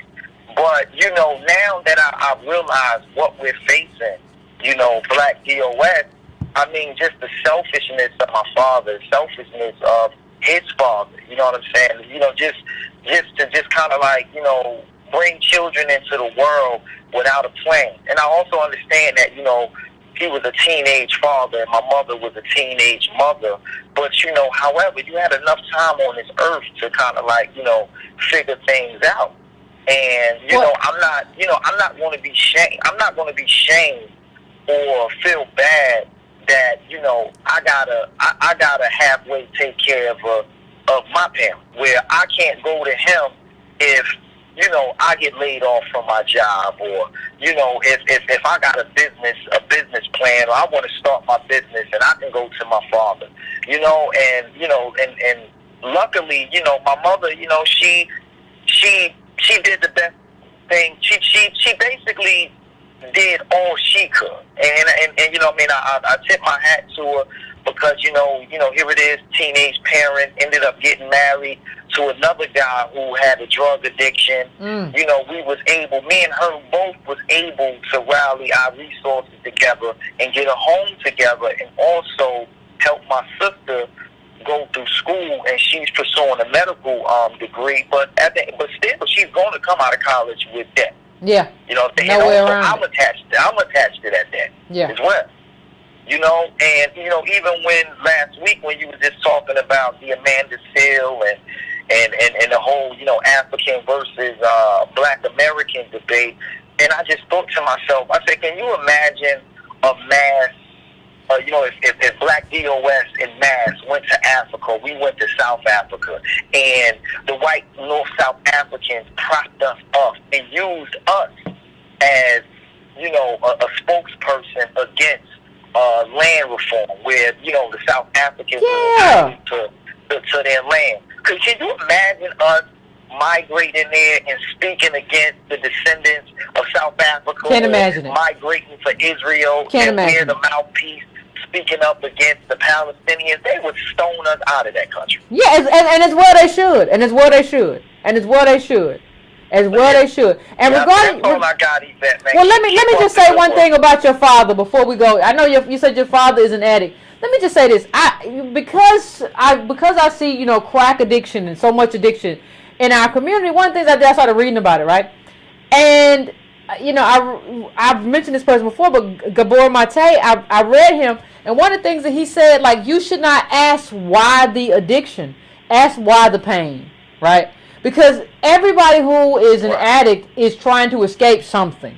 And they're trying to escape something traumatic. That's why you would rather be high than be in this life.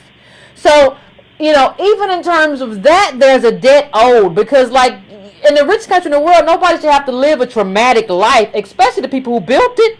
So, even with that, like, you're right. You're suffering because he could not or did not think about you. But you have to think about, like, what this country put forth to people, right? In terms of who we are and what we had to deal with and how traumatic that was. Most of the people who have addictions had childhood trauma, whether it was neglect or something else. There's a childhood trauma attached to it, and I would venture that that's quadruple fold for DOS people.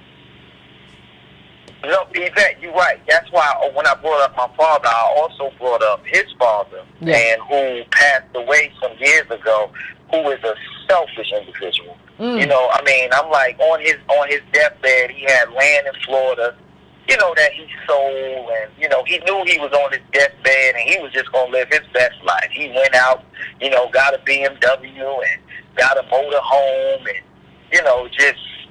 just an awful selfish man. I said, you know what? You knew you was dying. I mean, you could have took out all kind of loans you knew that you wasn't going to pay back, and you could have helped some of my cousins through college. But, you chose to take out a loan and get a BMW and die. So, there it is. Yeah. Sometimes you got to toss them out of the hospital bed. Thank you, Carl. I appreciate you. And the graph I have up on, the image I have up on the image that I have up is, the second racial wealth gap. That image is like, what's happening to us as DOS? Now we're expected, not only what I talked to you about in the beginning of the show, in terms of taking care of the kid, now you got to take care of the parents too. We have less than everybody else, and we're now expected to take care of the kid and the parent. Like, look this up, the second racial wealth gap. We got to take care of everybody. Like, this isn't feasible. So, I'm going to 310. What's going on? What's on your mind? What up, Yvette? Yeah, this Tone Talks. What's up, Tone? Thank you for doing my show last week. Can you pull that Angela Project flyer back up? Yep. Hold on one second I just wanted to connect the fact that, Yvette quoted somebody earlier. I've talked to him a number of times, and I actually folded him into the Angela Project. Deidre DeSante, they did the study Zero Wealth Out of Prosperity Now, I believe. And I just wanted to say he's going to be speaking at the Angela Project as well on his report. I'll be speaking on the one that I did with Sandy Garrity. But this is the word. I don't want to hear that from Lovey or from Angela Seals. These people, Angela Seals, they sent me a video where she did something called Voice. You're talking about a generation of black men, 1 in 5, don't have no job in all of 2016 due to a massive amount of social pressures, where there's more black men incarcerated than all women globally. And this woman, this Grenadian self-proclaimed woman, is allowed to go on the route and basically talk about how black men aren't good mates. I'm just saying, y'all got to tweet these people and shut these people down. Because when I look at the tweets, it's a lot of, you're right, these men are coming up short. All kind of ignorance. It's really, I'm going to be honest with you guys, it's really hard to talk to some of y'all in the threads because y'all don't know what you're saying sometimes. And I don't mean all of our people like Breaking Brown I mean, there's a lot of, like, I got a post up today about the farming bill or something. It's a bunch of do-for-selfers coming there and talk about how black people are their own problem. And that's all Angela Ryan or Amanda, yeah. Amanda Steele saying. When she says that we're trying to define ourselves by our oppression, I mean, how do you say that to people who descend from American slavery, both sides, both grandparents, live in the country's wealthiest in the history of the world, just had regressive tax reform, and also are trying to survive? I mean, you got to be ignorant, and that's what I think she is. She's just lost. And like, you can say you can say real right wing, like redneck stuff, and paint it in Black Lives Matter, and they sound better. That's all that video is about F-boys and all that she did today. To me, and to get to my point, is again, shout out to Deidre Gassar for being part of this. I don't think we understand, Yvette. Me and you set this show up, we went back and forth. Yeah, we had long conversations. I don't think we understand that child rearing is backloaded. What do I mean? You talked about it for a second. The point where you're going to find out if you can afford a child is at that transitionary step to make them adult. Okay, maybe 6 to 18, they subsidize it. What do I mean? They pay a school $10,000 to $15,000, depending on your state, to watch your kid and to teach your kid. I'm not saying it's the only cost, because it isn't. But you ain't got to pay for school if you choose not to. Some of you guys choose to pay for private school. I don't see how you do that with no college fund. Because you don't get to choose to miss the subsidized window and then backload your kid with a bunch of student debt because you wanted to go to a good private school. That makes no sense. But okay, whatever. I'm saying to you, 6 to 18, they subsidize it. Some of y'all, that's not it. They come home, y'all talk for about 30 minutes, you may or may not help them with a little homework, and they go right back to the play. Summers are off. I'm saying to you, the real reality of this America, this new America, is do you have the several $100,000 in relationships to transition them into adulthood? And I don't even just mean, I'm not talking just Roseanne Barr adulthood, which is, when we watch Roseanne, that's $150,000 family. I'm talking about y'all that told them on the street, surgeon, astronaut. I'm talking about $1 million goals. If you want to go into Google and find out how many people became surgeons and heart surgeons this year, few thousand. How many people became astronauts? Few tens. How many people you want them to do that? Well, understand, we're talking about the top million white families worth $10 million or more. How many people became movie producers and directors? And I'm saying to you, you can say that all you want, but you got to eventually look at the numbers. And the numbers not just with you. The politics aren't just with you. Your kid ain't with you. Yeah. What do I mean? Come on, you better point into it earlier. Is your kid even invested enough, coming from you, watching Housewives, whatever else, to be part of this situation? What is your child's goal? I go back to the question that you just said. We came up with that. Go ask your kid tomorrow. Some of y'all on the West Coast, you can ask tonight. What is your goal in life? What is your, your darkest, what is your 15 years old goal? If they come up at the jewelry, music, vacuous shows like Insecure or HBO about relationships, I want to hear how many people say they kids said, I want to be Martin Luther King and redirect the race. I said it to Yvette, I think it's 2%, if not smaller. We don't build our kids to be morally fooled. We're building moralless, wealthless, raceless kids. And then we saying why we don't got no community. Oh. We talk about building a black community with a black dollar. Well, if we ain't got no black people, what's the purpose? Come on. You ask a black kid today, well, you something wrong with Uber? Oh, and I wish I had thought about it first. You put those Uber first. A company with no union that doesn't do any kind of checking on reviews, that deactivates people, that has black mothers driving late at night by clubs to pick up strangers. That's what your kid's goal is.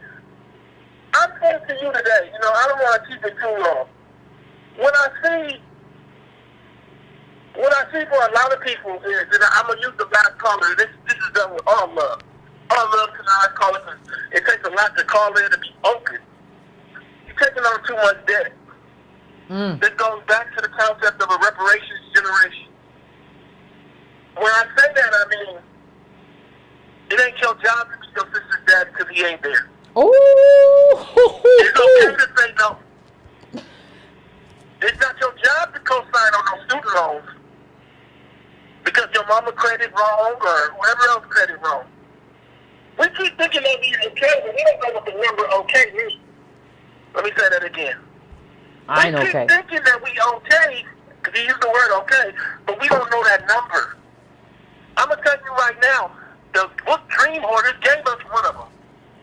To access the American dream, not to really partake in it, $600K in household worth. Well, we know only 5% of black families are worth $350. So maybe a 1.5% of all black families, and those are all boomers, retirees, can even access the American dream. It's funny when you're around a bunch of people that eat shit, because shit starts tasting like caviar. So right now what's happening is we sitting around eating trash thinking that it's steak.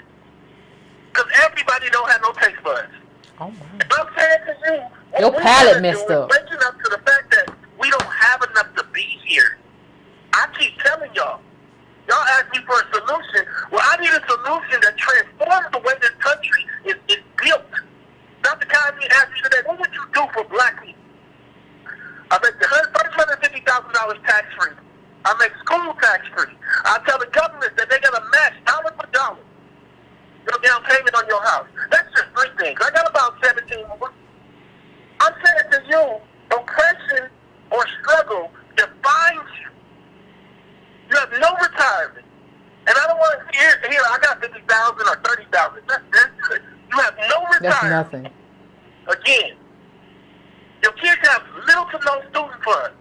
You come up with this weird math that you're going to put 3,000, you're going to drive to Clark with 4,000 exactly in the bank. That's not how any of this works. And this America is changing for the worse. What are we going to do to survive? How are we going to stand up? I say this to you with no kids. But I still want to be the next MLK. I'll leave it at that. Thanks, Antonio. Appreciate you. Ooh, Antonio was on fire tonight, boy. And let me just say, he said earlier that Amanda Seals is lost. I tend to agree. I agree that she's lost, but I think she can find herself in Grenada. So just go there, do your thing. That's what when you on CNN, you said I'm grenading, so go back there and do your thing.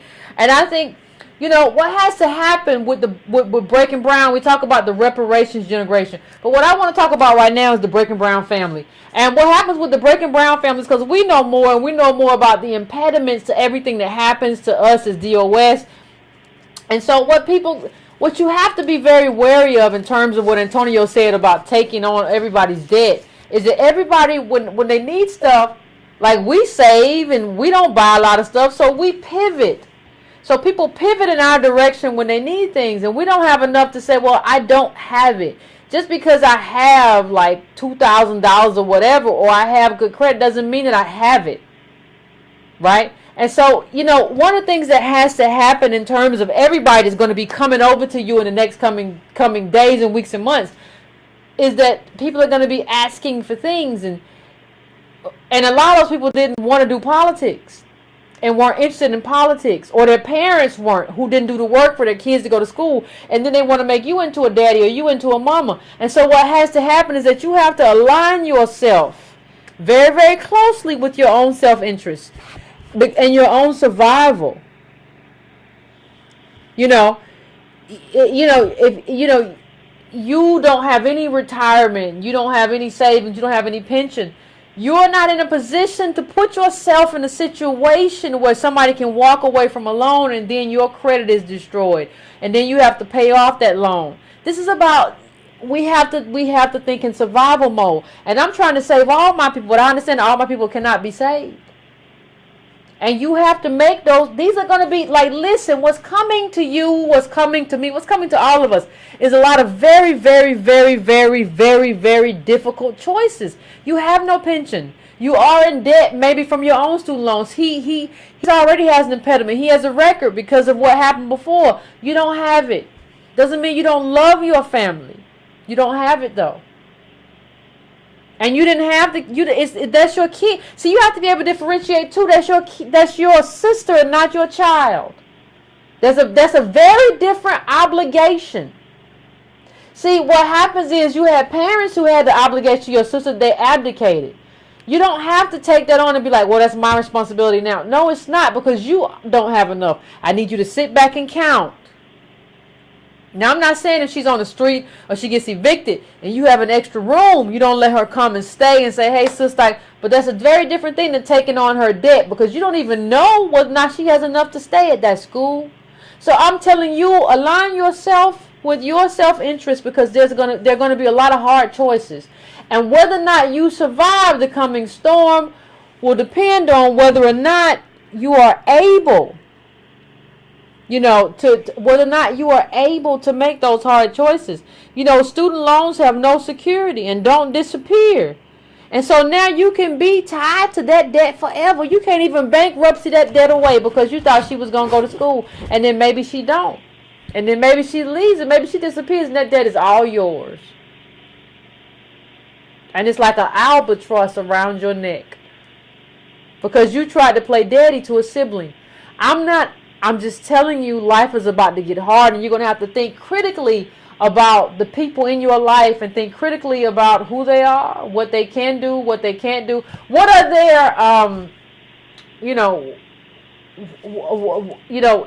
and whether or not that's your responsibility. It's a lot. I'm telling you, it's a lot, fam, but you just got to think about it. I know it's hard and people don't want to hear it, but I just try to tell you what's necessary. I can't tell you what benefit.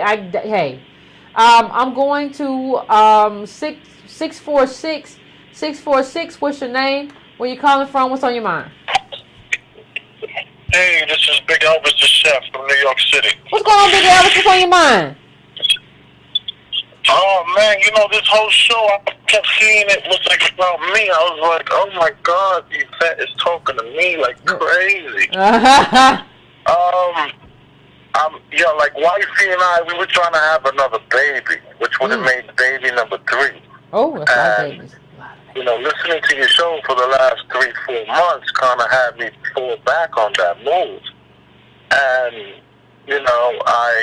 I sold a business that I was in for the last 4.5 years, and I took that money and I put it directly on my kids instead of running to try to do something else, which is what I normally do as an entrepreneur. I'm always running around trying to, like I do good for 2 years and then I do horrible for 2 years. It's like, you and Tone kind of like helped me big time. I even my friendships, I even got some of my friendships back for people that I was mad at that didn't have any money. And I thought they were lying, and you guys helped me realize that they ain't lying, they just ain't got it. And I was like the only guy who had it, so a lot of people kept coming to me. I was thinking about that guy helping his sister out. Yeah. And how it's probably the chances of that working out is really, really slim. But it's possible it could. Anything's possible. But you never know, man.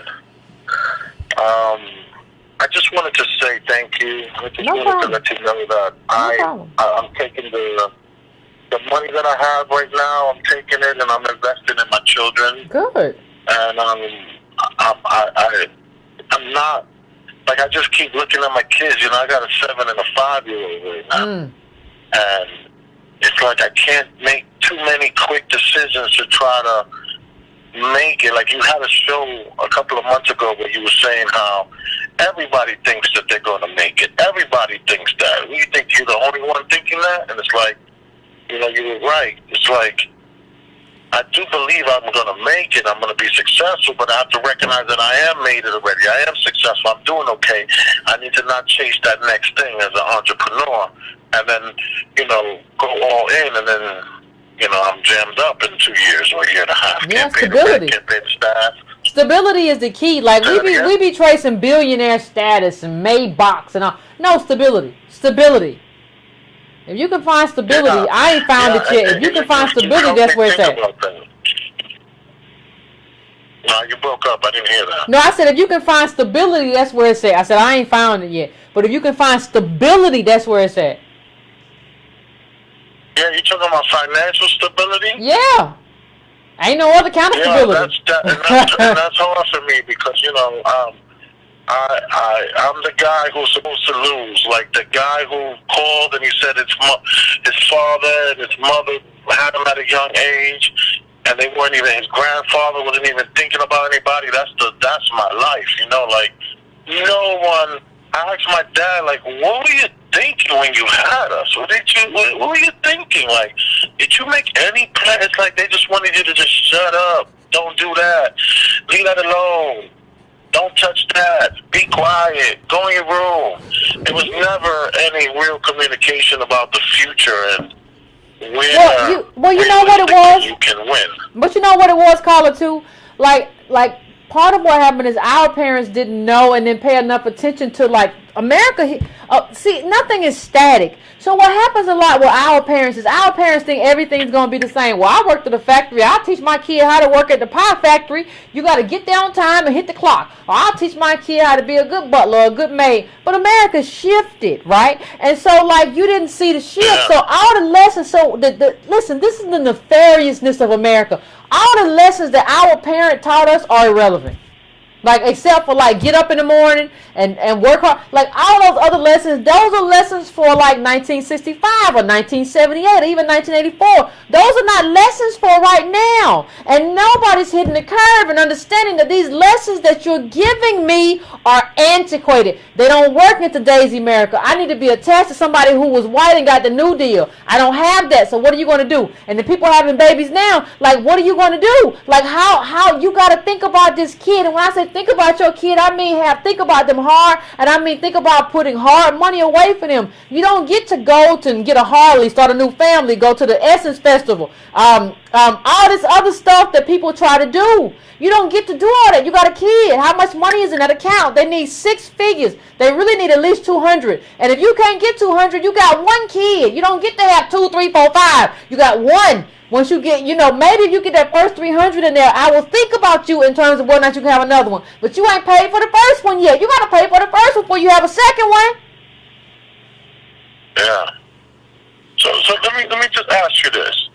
Talk about 200-300 grand. Yeah. Are you saying that, like right now, I have the money that I made from selling my pizzeria, which I try to sell to DOS, but nobody had any money. It was only the Dominicans over here in New York that got money. It's just ridiculous. I tried so hard. I was like going everywhere saying, yo, just give me 50 and it's yours. And I have proof that the place makes $360,000 a year. I got all the paperwork, all the proof. So yo, it's gonna be light money, but you'll be able to win if you work it. Middle black family has 1,700. Ain't nobody got no 50,000 liquid. Yo, it's like I sold it and already they turn it into whatever they want to. I don't know, rice and beans or something. I don't know what's going on. It ain't my business anymore. But I just know that there was no DOS who had any money, and I was just like so heartbroken. Like, what the heck, man? And I just don't understand what you were saying about having the two. So if you're gonna have a kid, you're saying a person should stack up 200 grand for that child to make it in America? Minimum. 200 grand. Understand that 200 grand is minimum per child. That's minimum. That barely gets them through college. But you got to keep moving them. You got to keep infusing. Like, this is an era where you got to keep infusing money into your child's life because ain't nobody really making new money. They moving because of that old money is being put into them. So you got to keep moving them in terms of homes, apartments. Like, when I worked on Capitol Hill, one of the things I realized is, like, there were a lot of people, not everybody, but a lot of the white people who, they were getting, like, some money from back home. That's what they were living on Capitol Hill. So, like, you don't even get to work here if you don't, because you only make, like, 20,000. People don't understand you get to make, like, back then, like, 20,000 on the hill. That's what, like maybe 28 now? There's no money in DC. That's $0. So the only way you make that happen is if you have family who can kind of infuse money into you. Your family has to be infusing money into you for a long time. So at minimum 200 per kid. If you want to have 2 kids, I need to see, really honestly, if I was overseeing your stuff, I would say if you want 2 kids, you got to show me $500K. That's it. If you can't do it, then you can't have no other baby. And I thought I was doing something with 15 each. I got about 15 each invested in these kids right now, and it just happened. You doing better than most. I need another 185. God. You better get on your job. I mean, you're doing better than most because most people have nothing. So you're doing better than most. But like people don't like America is the richest country in the world, which means it's expensive. Like, and we didn't build it. It's just an extraordinarily it's going from like the 1970s, 1980s where you could go to college for a little nothing, and nobody fought. See, the thing is, all these people who are talking trash now, none of these people fought to keep college at a low cost. If everything is kept at a low cost, you don't need that kind of money for a kid no more. But because some people have the money, what you have is that people now have the money. College wouldn't be so expensive if people didn't have it.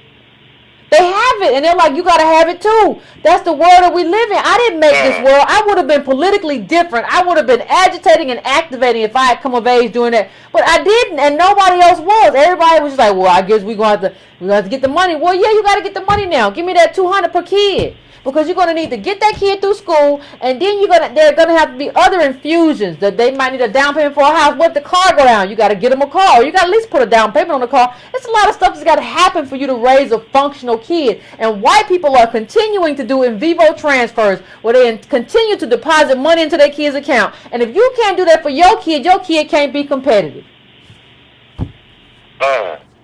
That's true. I agree with you very much. You've opened my mind and you opened my heart into understanding where I am financially and whether, like we used to call it the N-word rich, And Yeah. I've been N-word rich a lot in my life. I never really had it, though. I was always fronting. It looked like I had it, but it was not No, real. I understand. So I really appreciate the show. No problem. I appreciate you calling in. I appreciate you sharing everything that happened to you.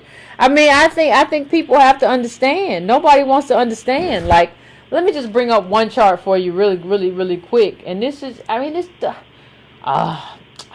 nobody wants to hear the truth. Breaking Brown family wants to hear the truth, but nobody else wants to hear the truth. Everybody want to just believe in people and how much you pop, how much you poop, scoopity poop, whatever that little stupid stuff was. I mean, but you have to there's no way to understand this without understanding who we are and what we're dealing with and where we came from. I don't really know how else to show it. Like, there is no stability in this country. There is none. And like, everybody is existing on old wealth. Everybody's existing on what they grandparents and parents that accrual of wealth come down. That's what we're dealing with. And there's no stability for us, and we don't even know enough to realize it. We running around. You know what we running around doing? Here we go. This is basically what we running around doing. Just stupid stuff. What we say? Hey, money. Hey.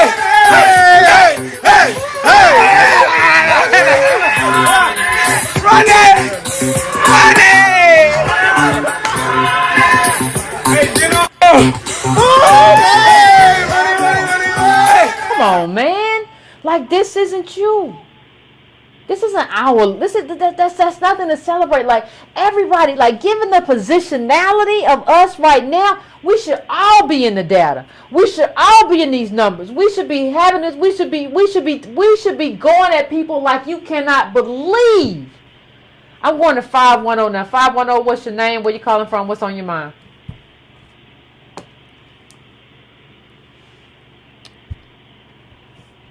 Hold on. 510 hung up. Let me go to 832. 832. What's on your mind?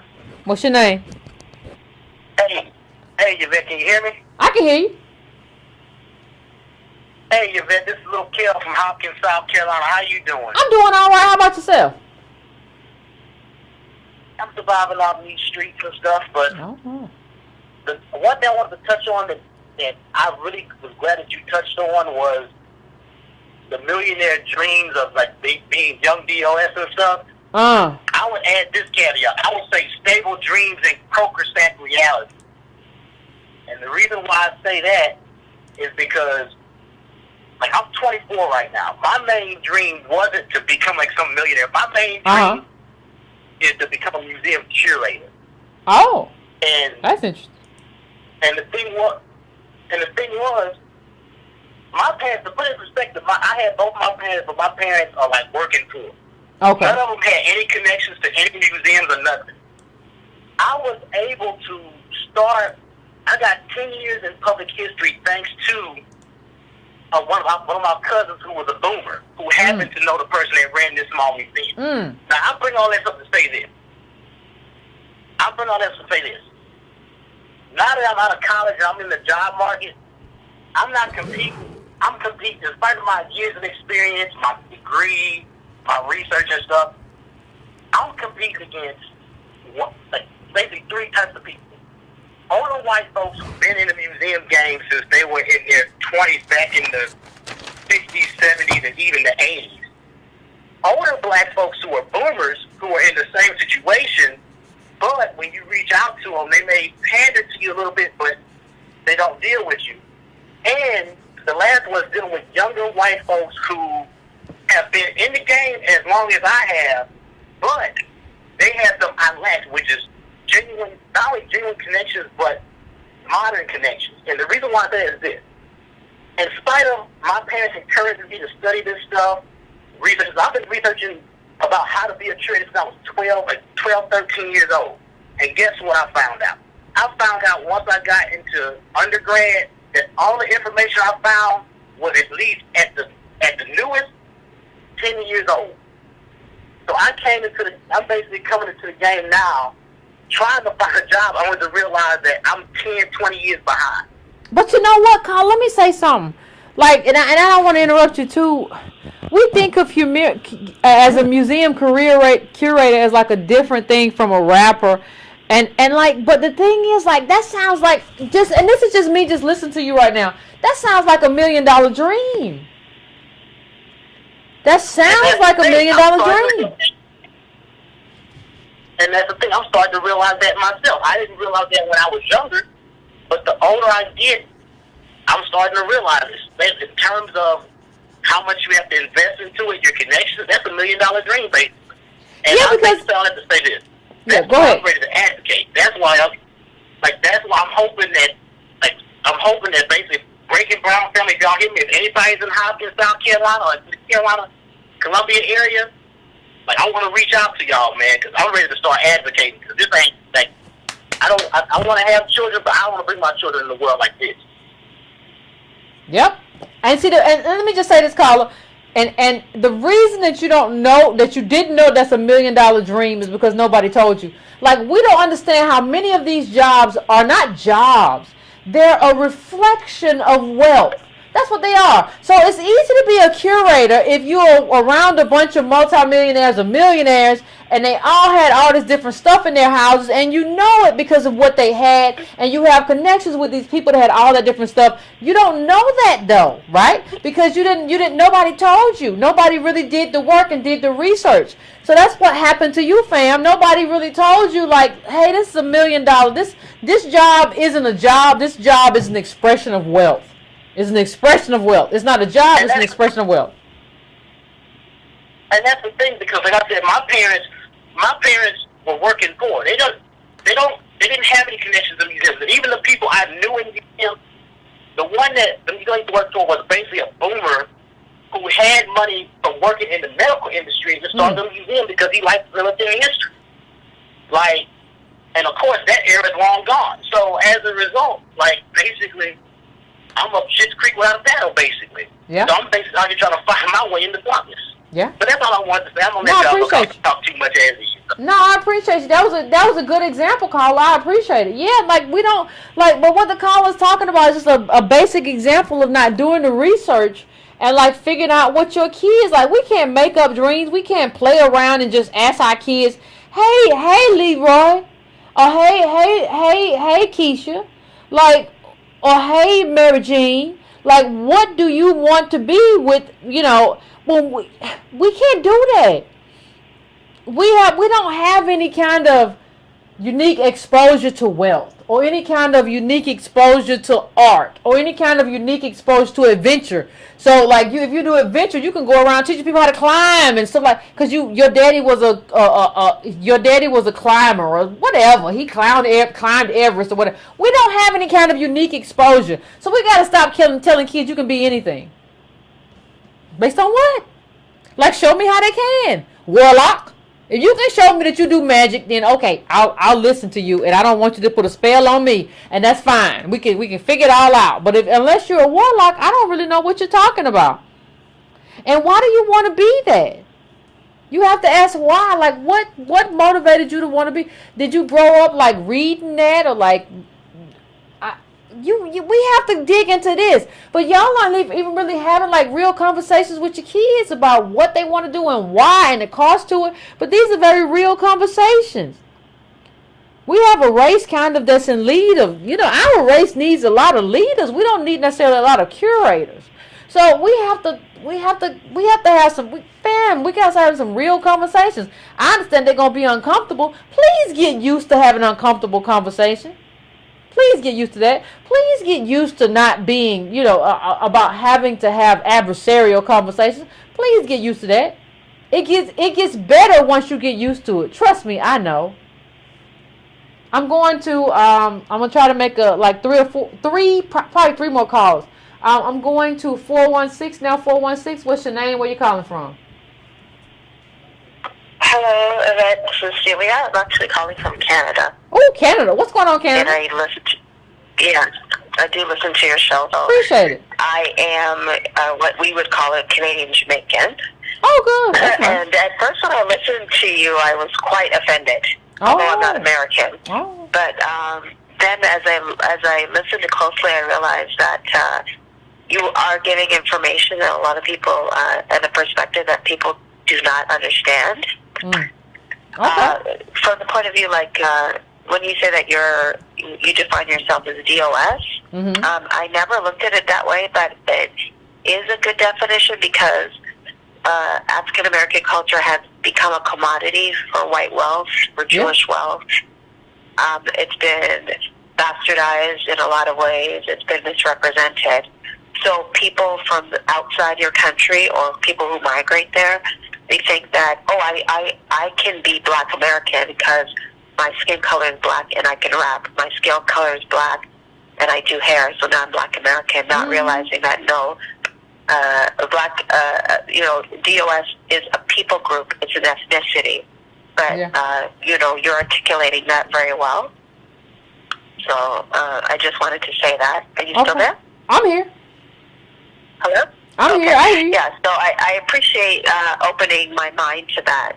Secondly, I have a teenager and in Canada, and we get a lot of U.S. media. So she would, as she was, trying to come of age and define herself, she was, as you call, mimicking African American culture as depicted by the media. Okay. And a lot of that is not a reflection of your true culture. So I pulled her aside and I said, I'm not sure what I'm seeing here, but I don't know what you're doing. Oh, well, I saw on YouTube and I saw on the internet, etc. And I had to actually explain to her that, no, these are a people. They're a group. They have a history. They have a lineage, and you're not it. And what you need to do, if you're attracted to it, is learn about them. But what you're being fed on TV is not who they are. And pardon me? No, I said, no, I agree with you. I'm agreeing. Okay. Yeah, and secondly, some of the depictions you're seeing is an effort to minimize your culture and minimize blacks on a whole. So I said, for those people who might fit the so-called projection that's on TV, I'm not going to use the word stereotype, but what's projected on TV, for those who might fit that description, there are reasons why they have underfunded schooling, they have underfunded communities. So these are a reflection of the government scaling, not necessarily the people who live in those communities, right? So anyways, I just, that was the one point I wanted to make, that your culture has been commodified and minimized for the sake of generating wealth through, of course, whether it's selling clothes or music. So then it's like you lose the ability to find who you guys really are. And that contributes to how other people see you. And define ourselves as opposed to being defined by white wealth and white capital. Yeah. Right. And another point I wanted to make is that in Canada, we have indigenous people, and they're entitled to specific benefits, such as going to school for free, a lot of different benefits. They can start businesses and get loans, right? So if an indigenous person was to come from America or come from Mexico or anywhere else and arrive in Canada, they cannot access those benefits.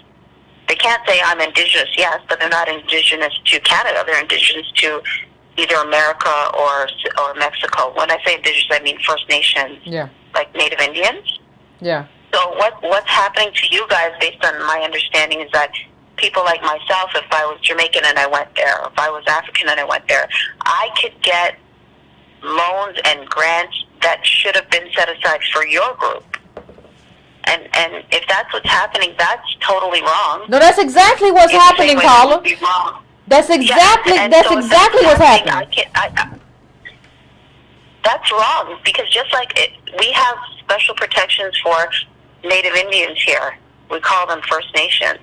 And even if you're a First Nation from another country, you can't just come in and say, well, I'm Native Indian, yes, but you're not Native Indian Canadian, so you can't have that loan. You can't have that grant. You can't have that. So if people are coming there, you know, I wouldn't necessarily blame the people that are doing it. They're wrong to do it, but fighting for your rights through the government to ensure that you are a protected group and ensure that the benefits that were set aside for you are given to you is absolutely the right thing to do. There's no reason why someone coming from another country should access, you know, what was set aside for your group.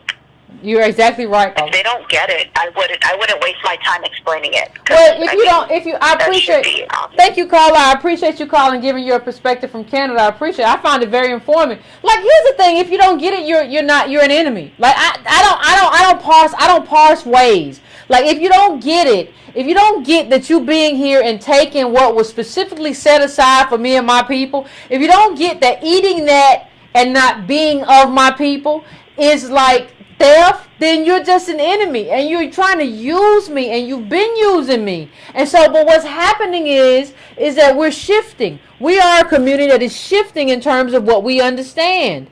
Like the gentleman just called in about being a curator. The median salary for a curator in 2015 was $51. Those just starting out make $25. But it's not him. Like, how do you have a parent that doesn't tell you that? Like, that doesn't tell you, like, you're not, it's an expression of wealth, you're not going to make any money. You know, you know, and you know, the thing, I don't know, it's just crazy. You can't make $30,000 with all these student loans and everything that goes into this. Somebody has to be like, no, you don't get to be a curator. What you doing? I grab you by your neck and hold you up. You don't get to do that. It's like, I gotta figure out. I gotta find a new dream. Help your kid find a different dream. And then you gotta get political too. All this stuff has to happen. And like, I'm not telling you. Listen, I'm not telling you that. Like, listen, as a people. One of the things that people are like, well, Yvette, when's this going to happen? When's it going to happen there? What's the solution? It's going to happen. The solution, the best time, the timing for a solution was Obama, but nobody want to do that. Okay, fine. As a people, we can't just be a people. We have to position ourselves as an arrow ready to fire. That's who we have to be. We're an arrow ready to go in any direction that's in opposition to what we need to do. And we're going to go for the bullseye. We're not a people. We're an arrow. And so that only happens, though. An arrow is just, everything is going in the same direction. Everything is honed in the same direction. You ready? I'm ready. You ready? Oh, you ready? Okay, we going this way. Okay, we going this way. If everybody just scattered, celebrating Odell Beckham get money, but doesn't know all this other stuff that happened, what kind of solution do you think is possible? Honestly, with 14%, if everybody just scattered on their own individual BS, what kind of solution do you think is possible? Have you even researched the backgrounds of the people who talk about there is a solution? Most of those people come from two-parent professionals who hook them up. Have you even researched like where they got their money from or where they work? Like, you got to do the research and be like, oh, that person is just talking trash. You know then when you look into it. I do do data. I don't like. That's what me and Antonio do. We don't do base anything on our personal lives or anything. Like when I talk about black men, I'm not a black man. I do that based on the data. That's just what it is. You have to. If people aren't doing the data for you, then what are they doing? Talking about their little individual speck of a life. It's like a speck of sand. Your individual life don't matter. We're talking about the lives of a group, like the lives before this and the lives after this. Come on, man. I'm going to 781 and then I'm going to 619, and that's going to be it for tonight. 781, what is your name? Where you calling from? What's on your mind? Hi, Yvette. My name is Danielle, and I'm calling from Massachusetts. And how you doing tonight? I'm doing pretty good. How about yourself? Not too bad. As you were talking just now with the last caller, it brought something to mind from a book that I was reading called The Browning of America and the Evasion of Social Justice. And it's by a gentleman named Ronald R. Sundstrom. And there were 5 particular problems that he said causes alienation for us African Americans, descendants of slaves, with this browning of America. And we see this as an example with the Amanda Sills and the Loveys and all of their ilk. But number one is that it's used to support colorblindness, especially in public policy. Number 2, it engenders a hierarchy of skin colors. Number 3, it conflicts with long-existing civil rights claims. Number 4, it forebodes the nation's failure to remember its racial history. And number 5, it conflicts with traditional conceptions of American racial and ethnic patterns of population and power. And, you know, the more I hear you speak and the more that I read, I do have the color a lot and the other reading suggestions. It brings everything all full circle. And then on top of that, when you have to live the experience as well, being drowned in debt and poverty. You know, I'm having financial issues now, and so I was looking up options and ways out. And this was my first time in my life. I'm 43 years old where I reached out and tried to learn something about bankruptcy. And it's interesting that you mentioned it earlier concerning student debt, how you can't even do that anymore to alleviate some type of stress, to get a restart or a reboost to help from the government.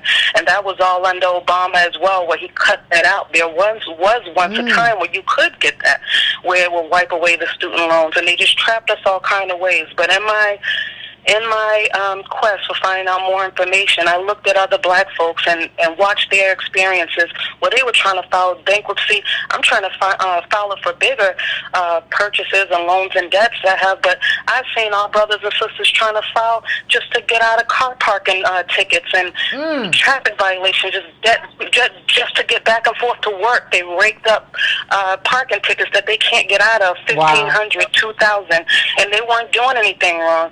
And so I'm seeing on all different sides, just like you said, how we just being boxed out and shut out. And on the last note, I took a ride the other day in an Uber, and I struck the conversation up with the gentleman because I'm always interested after listening to you talk about unions and the things, the negative impact of Uber and all these other ride-sharing services. And he happened to tell me some very sad stories, one of which was his own. And, you know, he said he understood full well what was going on, and he enlightened me in other areas that impacted them negatively as well. But he informed me that the car that he was driving was actually his own. It had looked similar to an old taxi cab. And he said there was a time, just recently, where he had owned his own taxi medallion. And he enlightened me that that was one of our ways to financial freedom, predominantly blacks, especially here in the Boston area where we owned our own taxi medallions, and Uber just completely put them out of business. He had to go turn his taxi medallion in to the bank because people were taking out those. They were looked at as a secure to secure financial freedom for you. It was looked at as a great investment, and people took out $150,000 to nearly $500,000 out on loans to have those things, and Uber just wiped them out. And so he has if you can't beat them, join them, where he's working for them now. And then he just told me another sad story before I got out of the cab, how one of his buddies, a black man, committed suicide because he invested his whole savings on that. That's what he banked on. Well, that's suicide. And he lost everything. Yeah, suicides, and especially in New York, suicides are at astronomical rates. like because of this. See, what they're doing is this whole shell game, right?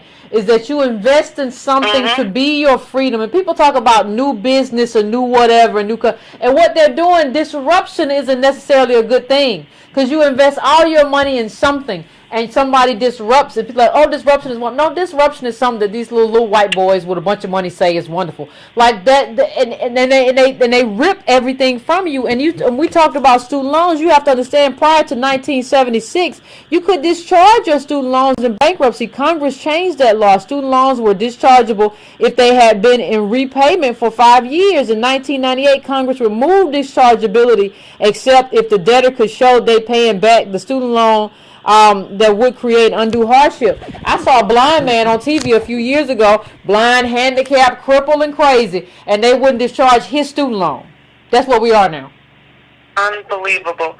Unbelievable. On the last note, I introduced my daughter to your show, and we watched you together, and this was one of the nights I nearly jumped out the window, but I was thankful that I apologized to her already for any ways that I failed her. Because she was on fire tonight. She gave a lot of us parents a whole lot to think about. But I thank you so much. Thank you. Keep up the good work, and we over here fighting. Thank you. I appreciate it. Well, you know what? Understanding that is part of the thing. You have to understand who you are and what you got to work towards some kind of, you have to work towards a correction. That's what it is. I mean, listen, everybody got it. We've been put in the bag.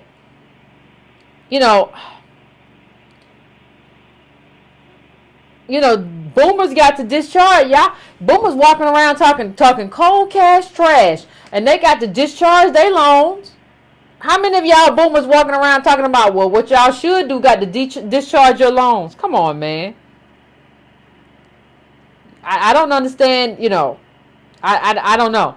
But it's a problem. It's a problem. I'm going to my last call now. I'm going to 619-619. I'm coming to you. What's your name?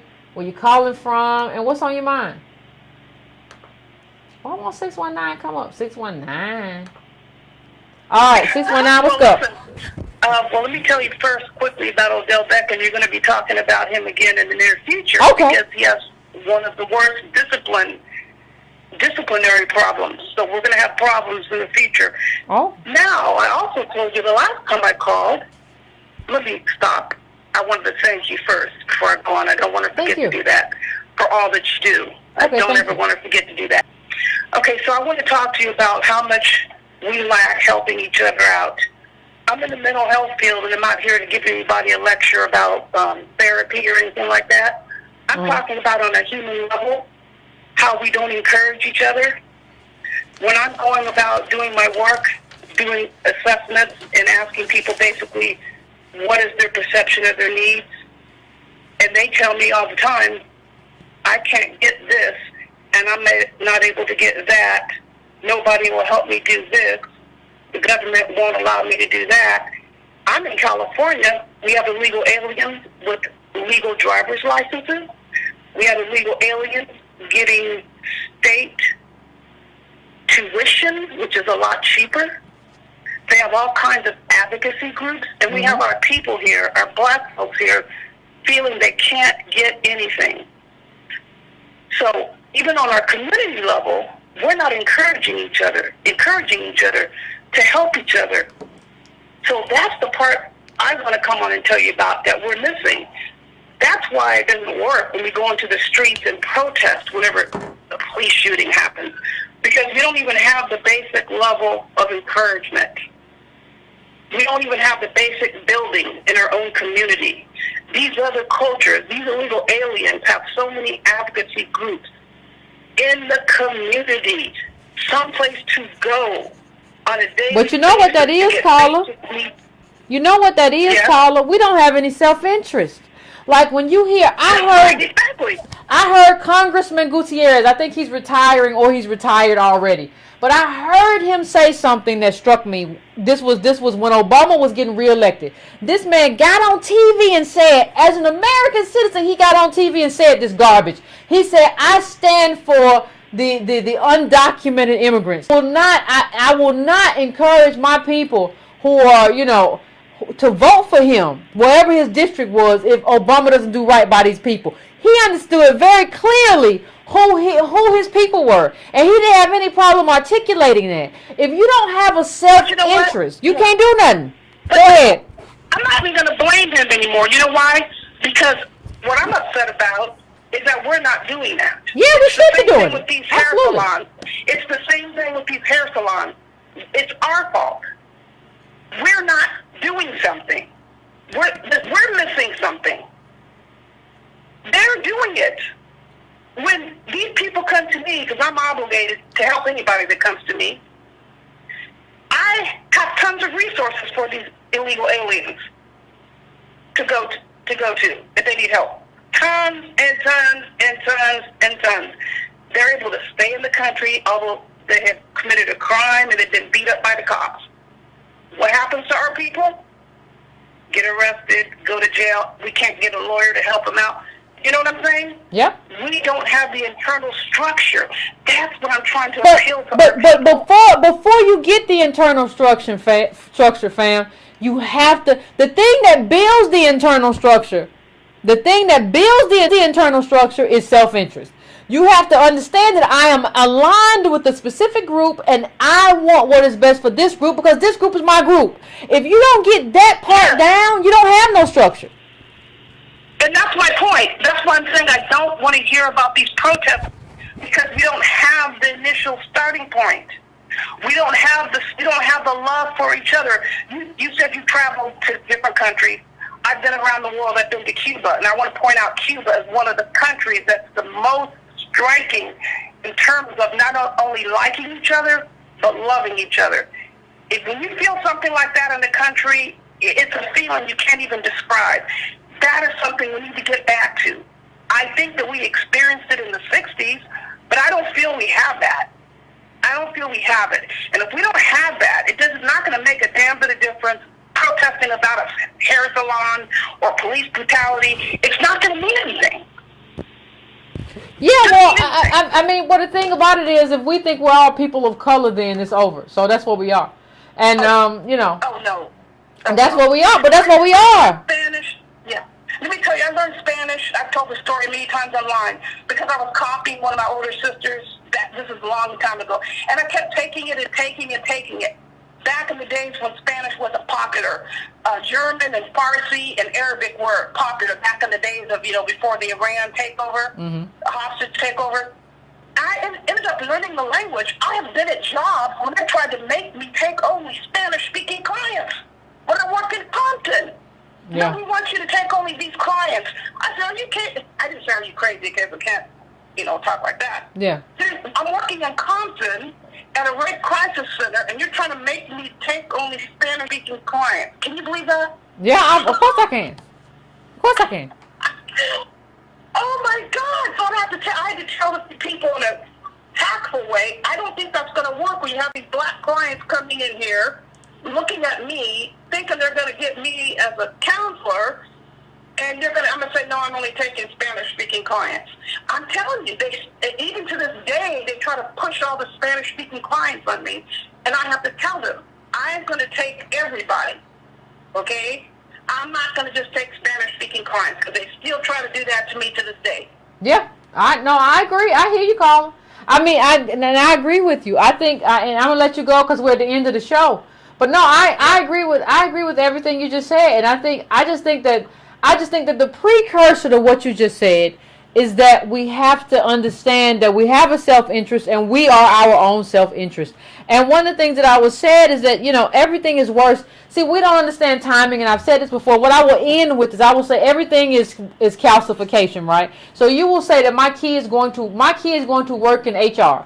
Well, is your kid going to fire somebody who was late for work because they couldn't find childcare? Because that's what everything looks like in wealth calcification. I want you to just go and look. There was an article a while ago, probably like 2 years, maybe a year and a half, 2 years, about Amazon and about firing pregnant women and doing all kinds of stuff. Understand that these are white people, but understand that this is what wealth calcification looks like.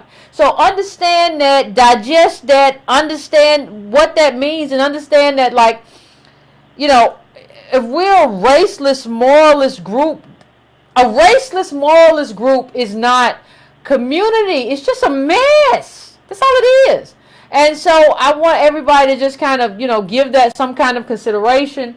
And, of course, we're going to come back to talk about it, fam. I appreciate everybody. The people I didn't get to tonight, I apologize. Please like before you go. Please subscribe if you have not already. You can go to donatebrown.com. You can go and please go to subscribetobrown.com to add your name to the list of emails. I put the newsletter link in the chat. So please do that, if you feel inclined. But like and share it even if you don't feel inclined. That's just part of the business. And I appreciate y'all. I appreciate everybody. And we're going to have more conversations about what this means and the actions that you need to take. Now, people who don't want to take these actions because they're hard are going to be like, well, you didn't offer no solutions. Not a solution, just too hard for you. You couldn't hit the curve. So I appreciate everybody. We will talk soon. We're well over 2 hours now, so we got to let it go. All right, fam.